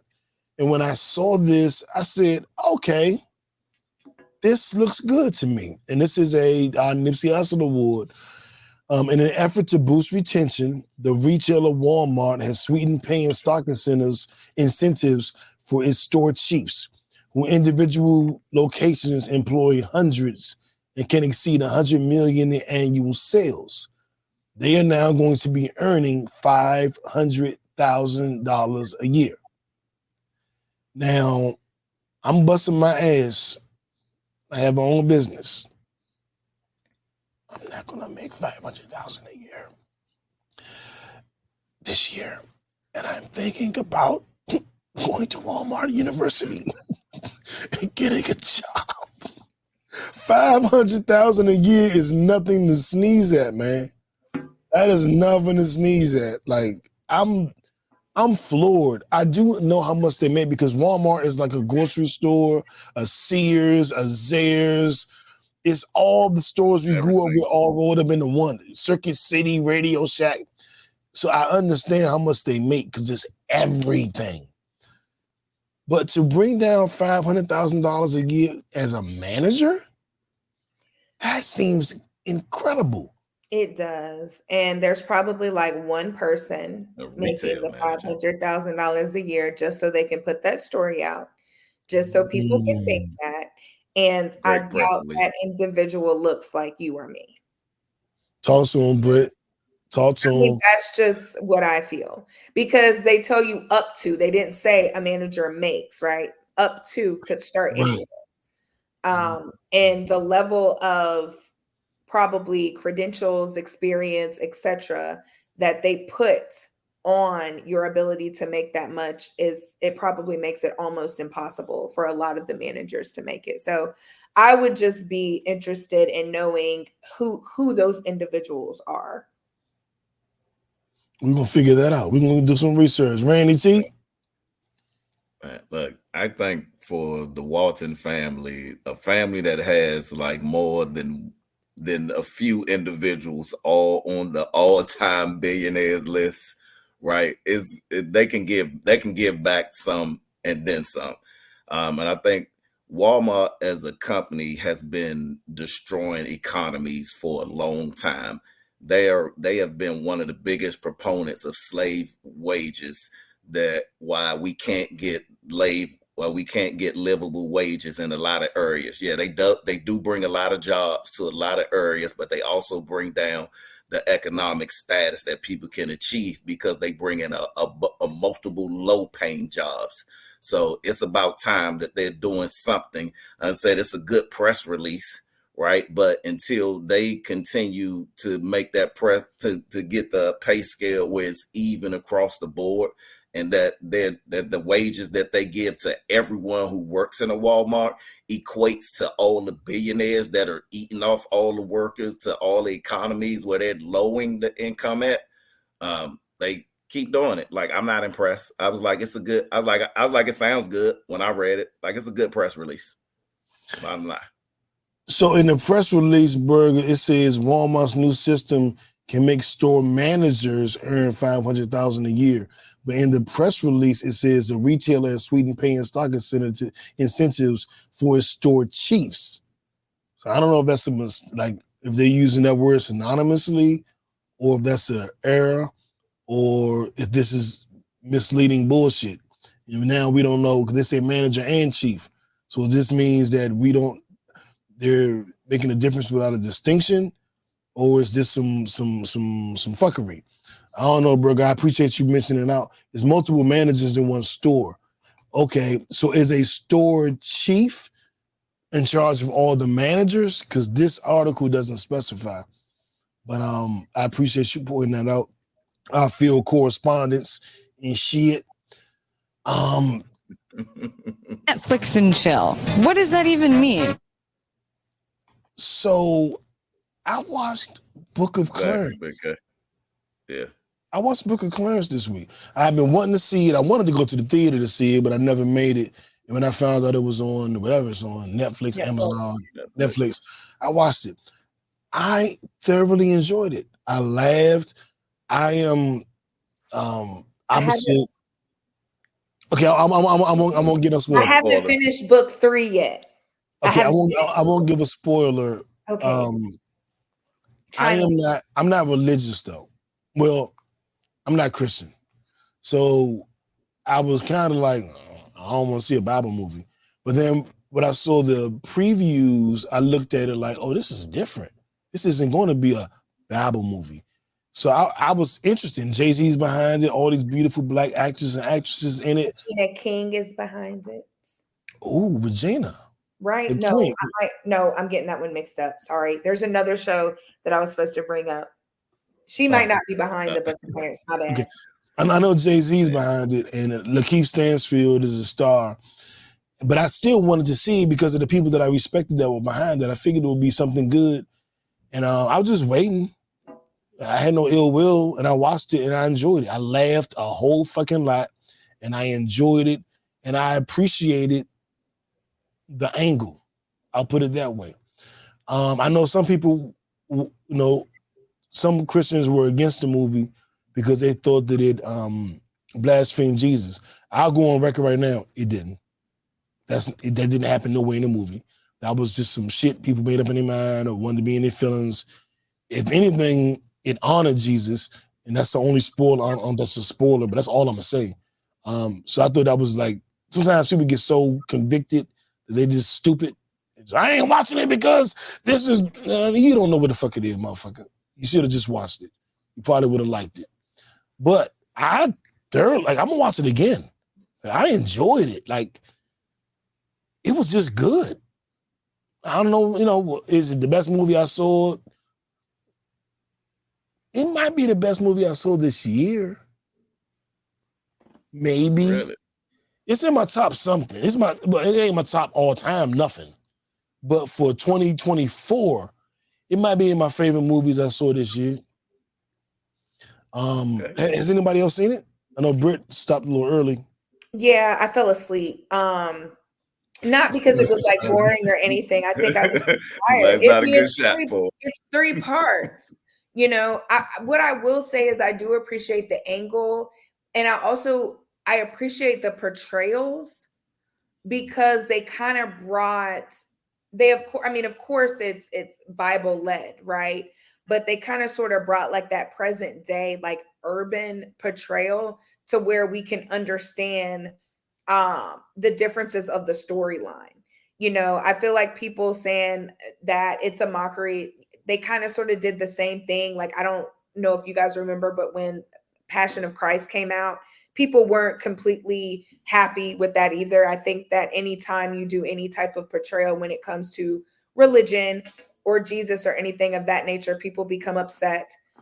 Even when, the book of the Bible, most of the characters were Black, so that probably made a few people upset as well because of how we've always grew up seeing, the characters of the Bible portrayed. I want to stay politically correct. And White characters. But go ahead. So, I'll say that I can see why it made people upset, but so far I appreciate it. And I keep saying like I need to finish it. But after we talk about this, I want to mention the show that I accidentally brought up because I have been watching a different show. Believe it or not, I've actually been watching TV. All right. Besides the NBA Finals. Wow. Yeah, I know your Celtics. Let's hear yours. Well, hold on, Randy, give us your take on it, or did you watch it or not watch it? I haven't watched it yet, but now I wasn't even, and I had no intentions on I hadn't seen anything about it that made me want to watch it, but y'all just made me want to watch it now, so I think I am. Okay, but Brittany, what is this show that I'm going to cut on when we get off this podcast? So it's called A Man in Fool. And that one is ridiculous. Randy told me to watch this. Okay. I'm only on like the 3rd or 4th episode, but I'm telling you, I really, really like it. Because at first I'm like, what is going on? But now the connections are starting to happen. And I like it. Like, I really like it. I don't want to talk about it because it is something that like I don't want to spoil because it is something that can be spoiled if you're like talking about what's really going on. But I like it. I think it's worth watching. I'm really impressed. I like the characters. Okay. Like the actors are really good. And I like the fact that they're actors that you'll be like, oh, wasn't he in or wasn't, that person? And then you find some like really like, oh my gosh, she's in it. But I like it because I like when you have actors and actresses in movies that you can buy into the character. Like sometimes when the actors are so popular, it's hard unless they are dynamic. Like, Denzel Washington, no matter how popular he is, he plays the part, right? You believe him. But I don't know, like I'm just as interested in this as I was in Suits. And I know people have like their mixed emotions about Suits, but like I'm so upset that Suits was greatest of all time. Yeah, so I gotta watch Suits. I gotta watch. What's the show with the father sick and the kids trying to take Mike over? Ross, come on. What's the show when the father's sick and the kids trying to take over? Is that Billions? No, you talking about Succession. Yep. I watched the season of Succession. Yeah. I gotta finish that. I gotta finish Suits. I gotta finish Billions. I don't have time. There's too many podcasts, too much music, and too much work. I cannot watch these goddamn shows. Hey, but I told you about Brittani joint. Let me get to mine. Let me give you mine. So I got one too. And Brittani, we talked about this. Was it 2 weeks ago? I told New to watch this. I already finished it. Already finished it, man. Falls low. It's a dope series. Wait till you get to the end. Your mind gonna be blown when you get to the end. Think you loving it now. Wait till you get to the end. Like, and it's a lot of stuff that don't know how to end well anymore. Like you'll watch something and you get to the end and you be like, "What?" Like I watch all of this, right? Yeah, right. Yeah, hey, you go the end. You gonna have that moment, but it's gonna be like wow, and it ends well. But now I feel like Suits was like that because I feel like they were forced to end because of the different like actresses leaving and stuff. I feel like Suits was made dynamics. Is he saying Suits was like that, like you're describing, or is he saying Suits was like that? It was like that. Oh, I thought he meant Suits didn't end well because Lincoln Lawyer is good. That's another one I really He's saying like. it was like that. But I thought he meant Netflix the just ending. picked up this series. I heard the Lincoln Lawyer was good too. There's so many songs, man. I don't have time. Oh, listen. Let me get my show out, man. Crazy. Like, look, listen. You got another one? Show I'm watching that. Netflix just picked up 2 seasons of it. It's called Your Honor. It's with your man from Breaking Bad. Good. It's with your man from Breaking Bad. When I tell you that this show has everything in it, it has everything in it. Add it to the list. Like when I say every episode, Slim, like it's so many different storylines in it that's going on. Then they got my man in there who playing the mayor. You remember him from what's my Baltimore show? The Wire. I can't think of the name now. The Wire. The Wire. Shit. He's the man. He's the man in the joint. Yeah, that's my man. Hey, Slim, he in it and he playing the man in this joint. Like I'm telling you, put it on the list. Like the Mayor show, like that joint is like that. It's a show called The Mayor of Something. Have y'all watched that one? Not the Mayor. That's the Mayor of Kingstown. I'm talking. It's called Your Honor. I'm talking about Your Honor. You talking the about Mayor of Your Honor? Kingstown's good too. Yeah, that's what your man from, and it's a true story. It's a true story about a prison in Kingstown and your man from Hawkeye from Marvel playing the joint. It's dope. I'm gonna watch I'll say what I'm gonna watch first. I'm gonna watch A Man Apart. What's it called? Full of a Man Full. What's that shit? A Man in Full. Because that's only like 6 episodes. So I'm gonna watch that first, and then I'm just gonna try to get to the other shit. Your Honor is hands down top 3? Ever? Yeah. Okay, well then that's gonna be next. Like, I'm watching. Hey, dude, when I tell you, like, man, this series, like, people should be winning some stuff, some academies, and some stuff out of this joint. This is that good, like for real. Every episode. Man. Okay. Every episode. All right, we're gonna talk about a little bit of music, and then we're gonna get the fuck up out of here. But I do want to mention some of this if I can find it. Where's my music drop? Where's my music drop? This is a fantastic album, man. Let me borrow it. No, my brother. You've got to buy your own. I want to say what I'm listening to today the most is Meek Mill's new song. It's called 5 a.m. in Philly. It's one of them heartfelt, I'm going for it. I'm going to make my dream come true in the world against me and my best friend doing this shit and my girl did that shit, but I'm going to go anyway. And that shit, I had that shit on repeat. As I was looking for places to move to, I was like, yes, right, Meek, we moving, Meek. And Brittany, you don't know about that, but I'll tell you about that offline. Lenny Kravitz new album. I'm a Lenny fan. It's good. He does rock, R&B, and then he does rock R&B. This is one of those good rock R&Bs. It's the mixture in it. He always got a little rock. It just fucking sound good, man. Like if you like Lenny, you're gonna like this. If you don't like Lenny, maybe it ain't for you. You know what you're gonna get. Yeah. I didn't watch Eminem's new single, the new video yet. I heard a couple lines on it. The Meg line. Brittany, I want to ask you this. Have you heard about the Meg line? So you know how he picks on the pop stars. You know, Eminem, this is classic Slim Shady, dissing Backstreet Boys type shit. Remember he was doing Backstreet Boys and Britney Spears? This is one of those old quirky, no, you wouldn't play it in the club. He being goofy and wearing a costume. Like Slim Shady. This is the perfect Slim Shady 2024. Mm-hmm. But he says, I wonder if I could get a song with Meg. If I have a chance, if I can get a shot at her feet, like a feature. But also shot at her feet, like she got shot in the foot. Yeah. And some people are like, ha, clever. And some people are like, white man disrespected the black queen.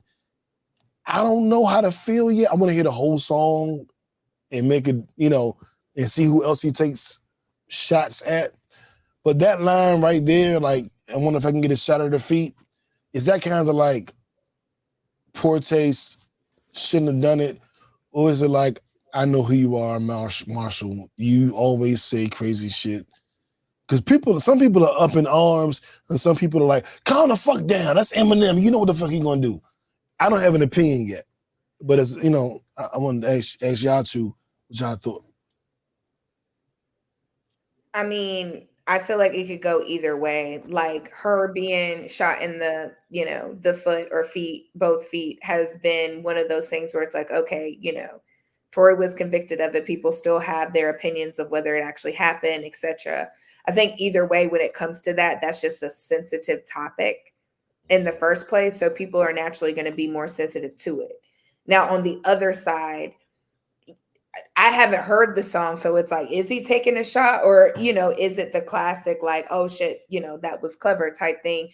Because one thing that Eminem has always done is he always has like this goofy, silly song. And then he comes out with like these hard songs where, like, regardless of whether you listen to his music or not, you have to respect his ability to like rap, you know. Facts. So I feel like after this, he's probably going to come out with the album. He always does something super controversial to get people talking, get people paying attention. Now we're all going to listen to the song to see, okay, was he taking a shot at Megan? Who else was he taking a shot at? All very, very clever. So I say all that to say, like, two things can be true at the same time. Like, he probably did it. Like, it's Eminem, for crying out loud. But I mean, I could see where people would be sensitive to that in particular too. Randy T? I agree with Brittany. You say I always do anyway, but but this is why I'd say that Eminem is clever enough that he will write the line that he know that it's going to intentionally. Some people they're going to take it that way, but he's going to still have it saying in a way that people can be like, nah, he just being clever. It's going to be up to the interpretation, and he ain't going to say nothing. He's just going to let people take it how they take it. And that's the cleverness that he always does. And I think it's 100% intentional, right? But again, that's how clever it is that he can put it in there, and I can make something that should be offensive, but it's so clever that it's really not. You know what I mean? Like, it just happened to be like, yeah, she did. She just happened to get shot in the foot. But you always have to do stuff that with sensitivity when it's around, especially when it's around something that has affected two people's lives, which it has, right? But we all know him. Yeah, he's somebody, and he know how to navigate them lines. And if he's wrong, like, he got enough money to stand the rain. Facts. Either way. The only thing I'll add to that is I feel conflicted because it's been beating my head, and I'm beating in other people's head, protect black women. And I'm like, is this one of those times, or is this just fun rap? Yeah. I don't fucking know. But I do know, I personally feel, this is new saying this, that black men are the most disrespected people on the planet. But I feel black women are the least protected on the planet. And so I'm kind of like, do I kill Eminem for this shit? Do I bash him? Do I destroy him because black women are never protected? Is this another example of us not protecting them? Or is this just like, no, this is just rap. It's okay. You gotta get your back up against the wall. You can, laugh at the line. I don't fucking know. It's almost like comedy though. Like this is like his Right. comedic song, and comedy is very controversial. You know what I mean? A lot of comedians catch flack for what they're saying, especially nowadays. You know, back in the day, like comedians used to say what they say and people laugh and keep it moving. But now people are a lot more sensitive. But what people don't understand is like, I don't know if he was taking a shot, you know, no pun intended. I don't know if he was like making a joke or whatever about it, or if it could be something as simple as like he's cool with Megan and freaking told her the line was going to be in the song. Like, what do we know? You know what I mean? Like, I feel like, and I respect that, you know, we want to protect each other. We want to protect Black women. But I also feel like there's this oversensitivity at times. And I'm not necessarily talking about this particular instance because I feel like it was very serious. But I do feel like in general, there's just an oversensitivity. Like even with the Book of Clarence, like, you know, movies, like, you know, the people aren't able to see it and interpret things for like what's being interpreted. Like we always have to pick things apart and find. I probably should not be making this point with this particular thing because I don't want it to be confused that is a very sensitive topic. But I think in general, it's just like sometimes I just wish that we had the same energy with more like sensitive things. Like people are more mad at other people having comments about the situation than they were at the actual situation. Does that make sense? Yeah. Like energy where it's supposed to be. I agree. And honestly, I doubt very seriously Eminem had mal intent. You know what I'm saying? Like, what would his I think he was being funny. The only thing that makes it like, is like for some reason, and I don't know what happened. I wasn't there. But the way Tory and his people tell the story and with their confidence, it's almost like they make it seem like Chelsea shot her. Like we didn't even do it. You know what I'm saying? Like it was Chelsea. It was her friend. And so with their level of like, no, we ain't do it, I there's some sympathy there a little bit. But Megan was still shot no matter who did it. So there's sympathy for Megan because somebody shot her. Yeah. But rappers have been making jokes, or rappers have been dissing Megan. Like Drake dissed Meg about the shooting. Rappers are saying Tory didn't really do it, you a lying bitch. And they've been going at her. And so it's kind of like back up off Meg, not too much on Meg. Every time I turn around, somebody got some shit on Meg. And it'll make you want to defend her, even though I'm waiting to see the proof on Tory's side. It's still been too much negativity on Meg, which I'm an underdog nigga. Like I tend to like, I was rooting for, what team was it in the playoffs? I was rooting for Minnesota, I think. No, I was rooting for Dallas until they stopped beating Minnesota. Then I switched to Minnesota. I like the underdog. I'm an underdog. I just love them. So when people started being like, man, Tory getting the wrong rap. It's fucked up. He didn't even do it. It was really the other girl. I was like, damn, free Tory. And then when everybody started saying, Megan a lying bitch, I'm like, whoa, wait, listen to Megan. So I kind of, you know what I'm saying? And I wonder, I think with this Eminem shit, it's kind of like, I'm so conflicted. Because like, do I defend Megan? Or do I defend Eminem? Because he always make jokes. But I do not think M was being mean. Yeah. I don't. Well, guilty people do, they are typically very serious in what they didn't do. So I'm not going to necessarily say that just because people were confident in the fact that Tory didn't do it, that there must be something else to it. Because R. Kelly also shook the table that he wasn't a monster. You know what I mean? Like, did he? We saw chinks in his armor until other proof came out telling people that they were picking the wrong person. That nigga said in the song, age ain't nothing but a number, throwing down a number. He had some chinks in his armor. But what I'm saying is, when all of that was coming out and people were like, if you were to ask him to this day, he would tell you he did nothing wrong. Do you know what I'm saying? So I think I was just making a comment that people telling me confidently that they are not guilty does not move me.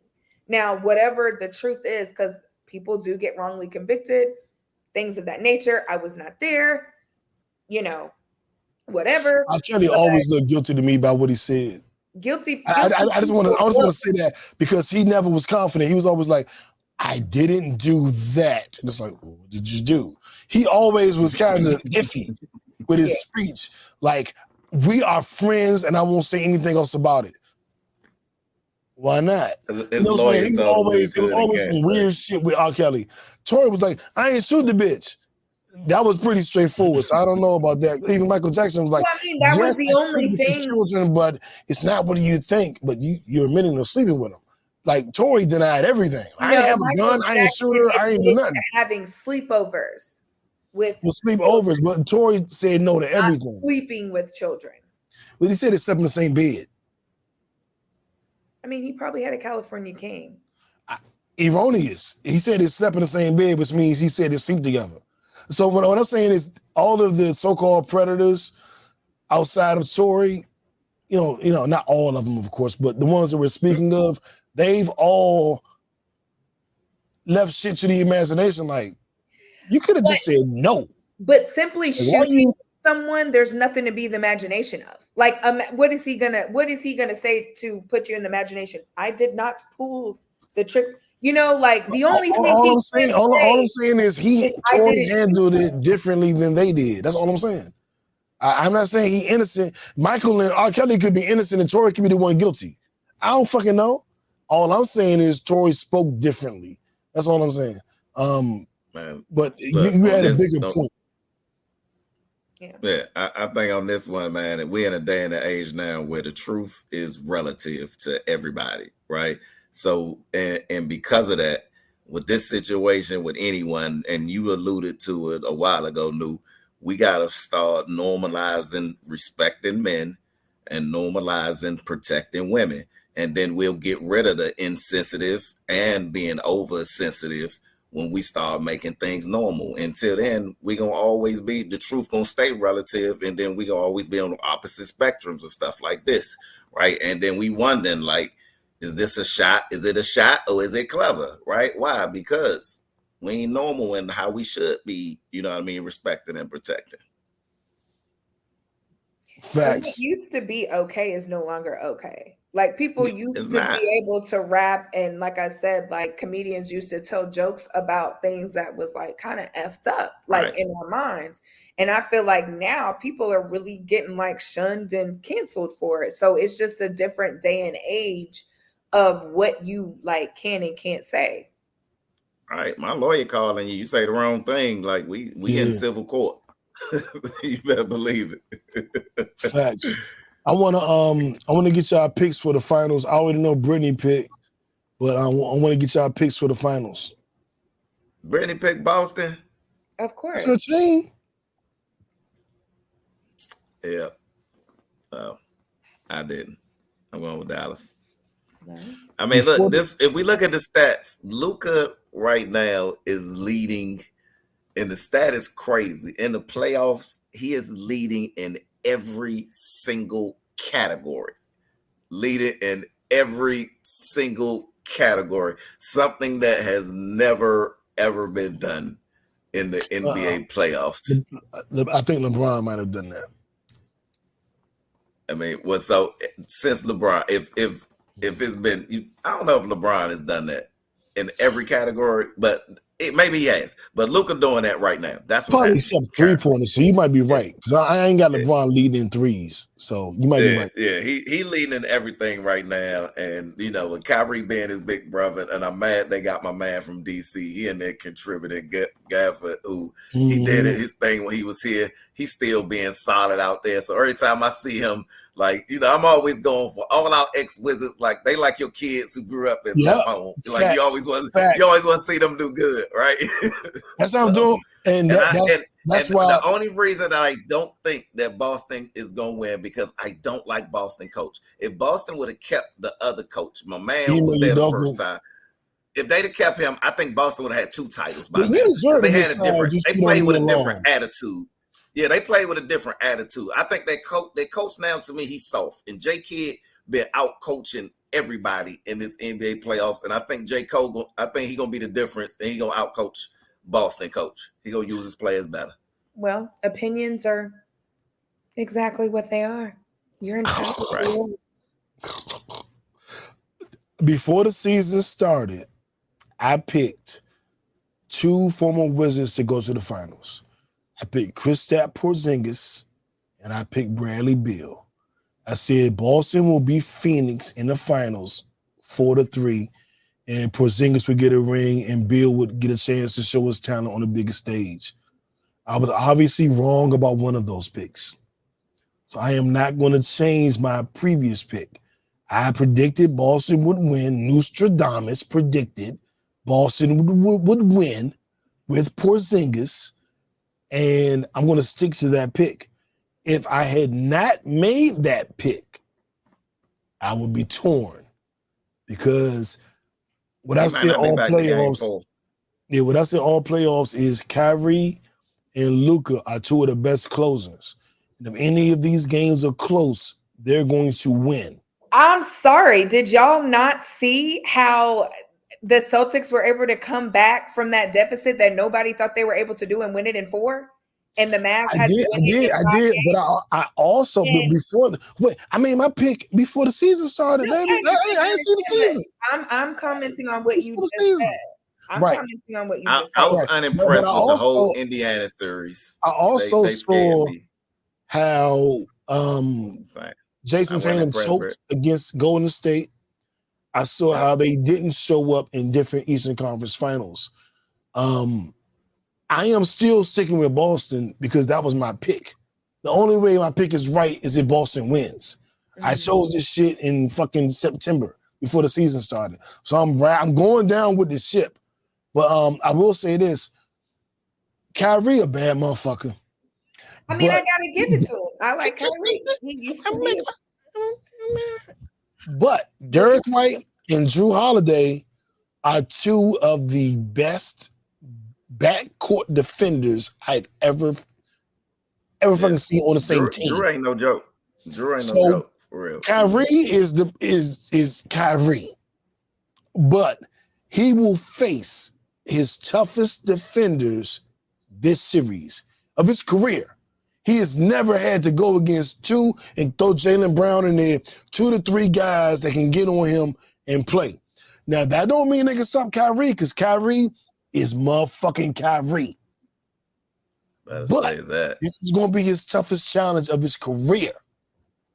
Luka is Luka. They call him Luka Magic, you know. But Jason Tatum, Jaylen Brown, they might throw Drew on him sometimes. Might throw Derek White on him sometimes. He's going to face his toughest defense. Well, Lou Dort played him very well for Oklahoma City. He's going to face his toughest defense. And I still believe in Boston. I believe in Boston in 6.5. Not quite 7 games, but 6.5 games. I don't know what that means, but I made that up just now. But I think Boston wins in 6.5 games if Jason Tatum proves he's a superstar in this series. He got a habit of disappearing. If he disappears and Jaylen Brown got to do it on his own and Kristaps Porzingis comes back and he's not 100% and all that shit, it ain't going to happen. If Jason Tatum is who we all think he really is, Boston's going to win this shit in 6. They got the best team. I'll agree with you. That's my only disclaimer. If Jason Tatum finally be the dude that everybody believe and want to see, like they should win this series. They should. You saw what he did to Giannis 2 years ago? When they eliminated the Bucks? I know what he can do. I know what he can do. That's why he be so frustrated when you be looking at him. And then his face he be looking confused when he be on the court. Like, he looking like he don't be knowing what the hell going on. I'd be like, man, where's that dude who just dropped 45 last week? And he just be looking like he don't know, like he don't even know what to do. Like that's the Tatum. If that Tatum show up, like, no, Dallas taking it. And I can't I can't root for a Dallas team. Like, it just sounds bad coming out my mouth. I don't even like to say. I'm a Cowboys fan, so you know I don't mind rooting for Dallas. That's like I ain't got no love for the Mavs. So eternally I'm voting for Boston because I have 2 teams. It's always my team and whoever's playing Dallas. whatever so Dallas it did I is. just convert you to now you're on the Boston bandwagon with me and Britt? I mean, nah. I mean, I can't say I'm voting for the Mavs, but I just If don't. you I'm gonna say ask me, I don't care who win. I want to see a great if you ask series. me I don't who care I'm who. rooting for, I would say Kyrie. Let's go 7. If you ask me, but I picked Boston to win, so I'm going with Boston. It's more important for me to be right than it is for me to support Kyrie. Yeah. We know. Brittany looks disgusted. No, we know. I was like, You've done enough of not these shocked. with you. It She wasn't know even you. disgusted. It was like that was a Yeah. new statement. She get it. Yeah. You know what? I'm done. We I'm get it. done. I'm tired of the bullying. You two have been bullying me all night, No and I'm way. just tired of it. And every time Brittany bullies me, she flips her fucking perfect hair. Just Nah, it's hey, going on. no. Who You've the been fuck bullying do your Brittany hair? for Why your hair look like almost that? 30 minutes. Thank you. For almost 30 minutes, he called me Randy Trump for 30 minutes before you came on the show. You talking about who bullying? Yeah, he talking the T stand for Trump for about 30 minutes. I didn't say that. Yeah. Clarissa said that. I just And she told you repeated she was playing, and you still kept going. And he kept going. He was defending. You know what? This is what we're gonna do. Thank you for coming out. God bless Don't you. go back. Right. Don't go back. But Don't go every back. Don't go week, into the light. we are here Sundays at 7 p.m. Watch us live. We are the only podcast that goes live for the entire duration of the episode. You are part of the show. Every comment you throw, we repeat and we debate you, or we agree with you, or we support you, or we tell you shut the fuck up. But whatever, Joe Budden don't do that. Don't call me white girl. Don't do that. Joe Rogan don't do that. And Charlemagne and them don't do that. So before everybody else does this live platform where you can talk to the host and interact as they're riding our dick in the 2025s, come to who started it. Come to where you can do that, where your opinion does fucking matter. No, that was bad. Okay. That wasn't good. I thought it was accurate. Thank you and guys so much for tuning in. Brittany, We appreciate is it. that a new tattoo? Hey. Which one? The one that I can see on camera. No. That's not new? Because I was in college. What does it say? All of these. What does it say? New and Randy are the best. What does it say? It says agape. And what does that mean? The most unconditional love. It's like agape love is like the truest, most unconditional love. It's a Greek word, but it was used in the Hebrew text to express the love of God. That's why it's over my heart. Unconditional. So does that mean that your heart, you love unconditionally, or does that just mean you have unconditional love for God? Both. Well, I would say I have an unconditional love for God. I feel like my love is very much conditional for others outside of God, because everyone else has the ability to disappoint me other than God. So I've never disappointed you. Well said. Well said. And by the way, shout out Britt new first episode just dropped this week. So y'all go to YouTube. Where my support her goddamn, girl. hold up. Where my goddamn. Get up on her YouTube. Gems and tips just dropped. It's good. Thank you, Randy. Thank you, Randy. That's like you made that very specific. Like unconditional love for Randy and not me. I was about to say you to tell us what the first episode was about, but now I don't want to know what your first fucking episode was about. Brittany Sade. Let me. I'm gonna move you around. Let me see. What can I do? Yeah, move you to the side. Get over there. All right, but actually, as we exit in our last 30 seconds, Brittany, tell us what the first episode of your podcast was about, and then we're gonna say goodnight. The first episode of my YouTube series, Gems and Tips with B. Sade, who is me, we're actually giving fashion tips to the girlies. So I sat down with Shauna Bink Curry. She is a fashion connoisseur and boutique strategist. She's the owner of Bink and Bougie, where I get a lot of my clothing and styling tips. But she's sitting down to talk about like tips and hacks of dressing for your body type, how to make your clothes fit and look better. And she also gives the most voted by men their favorite body part on a woman. And you would be surprised of what it is. So definitely check it out. The next episode will drop in a week. I want to know what that body part is. Hey, gotta watch, gotta tune in. Gotta tune in. Okay, then I guess we'll all tune in. We will all tune Hey, in. it's an interesting. I'm telling y'all, man, it's an interesting show. Check it out. It's two women talking about their bodies and clothes. Like, all right. Yeah, I mean, it's more so for the girlies, but what man doesn't want to watch two beautiful women chatting? So I watch every show with black women on it. Harlem, I watch all that shit. They're like, you watch that? Like, it's black women. I don't just like pussy. I love women. He always got dirty it up, right? Come on, As soon as he give a compliment, like he just pee on it. As soon as he give it to he's like a giant. He just had to call it like a kitty cat, you know? Yeah, that should have been excellent. I should be appreciated for that.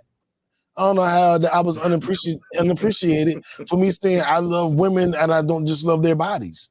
I actually love women. Oh my God, that was so well said. That was good. I like that. Ready to see here, girl. We here, and all of you kickbackers out there, we here too. I want to thank you for tuning in and supporting us. Like I said, we just some regular old folks from some regular old towns. Actually, all of us from the DMV, and we just try to give you our opinion and our thoughts and share different information with you and make you think and make you have an opinion on something.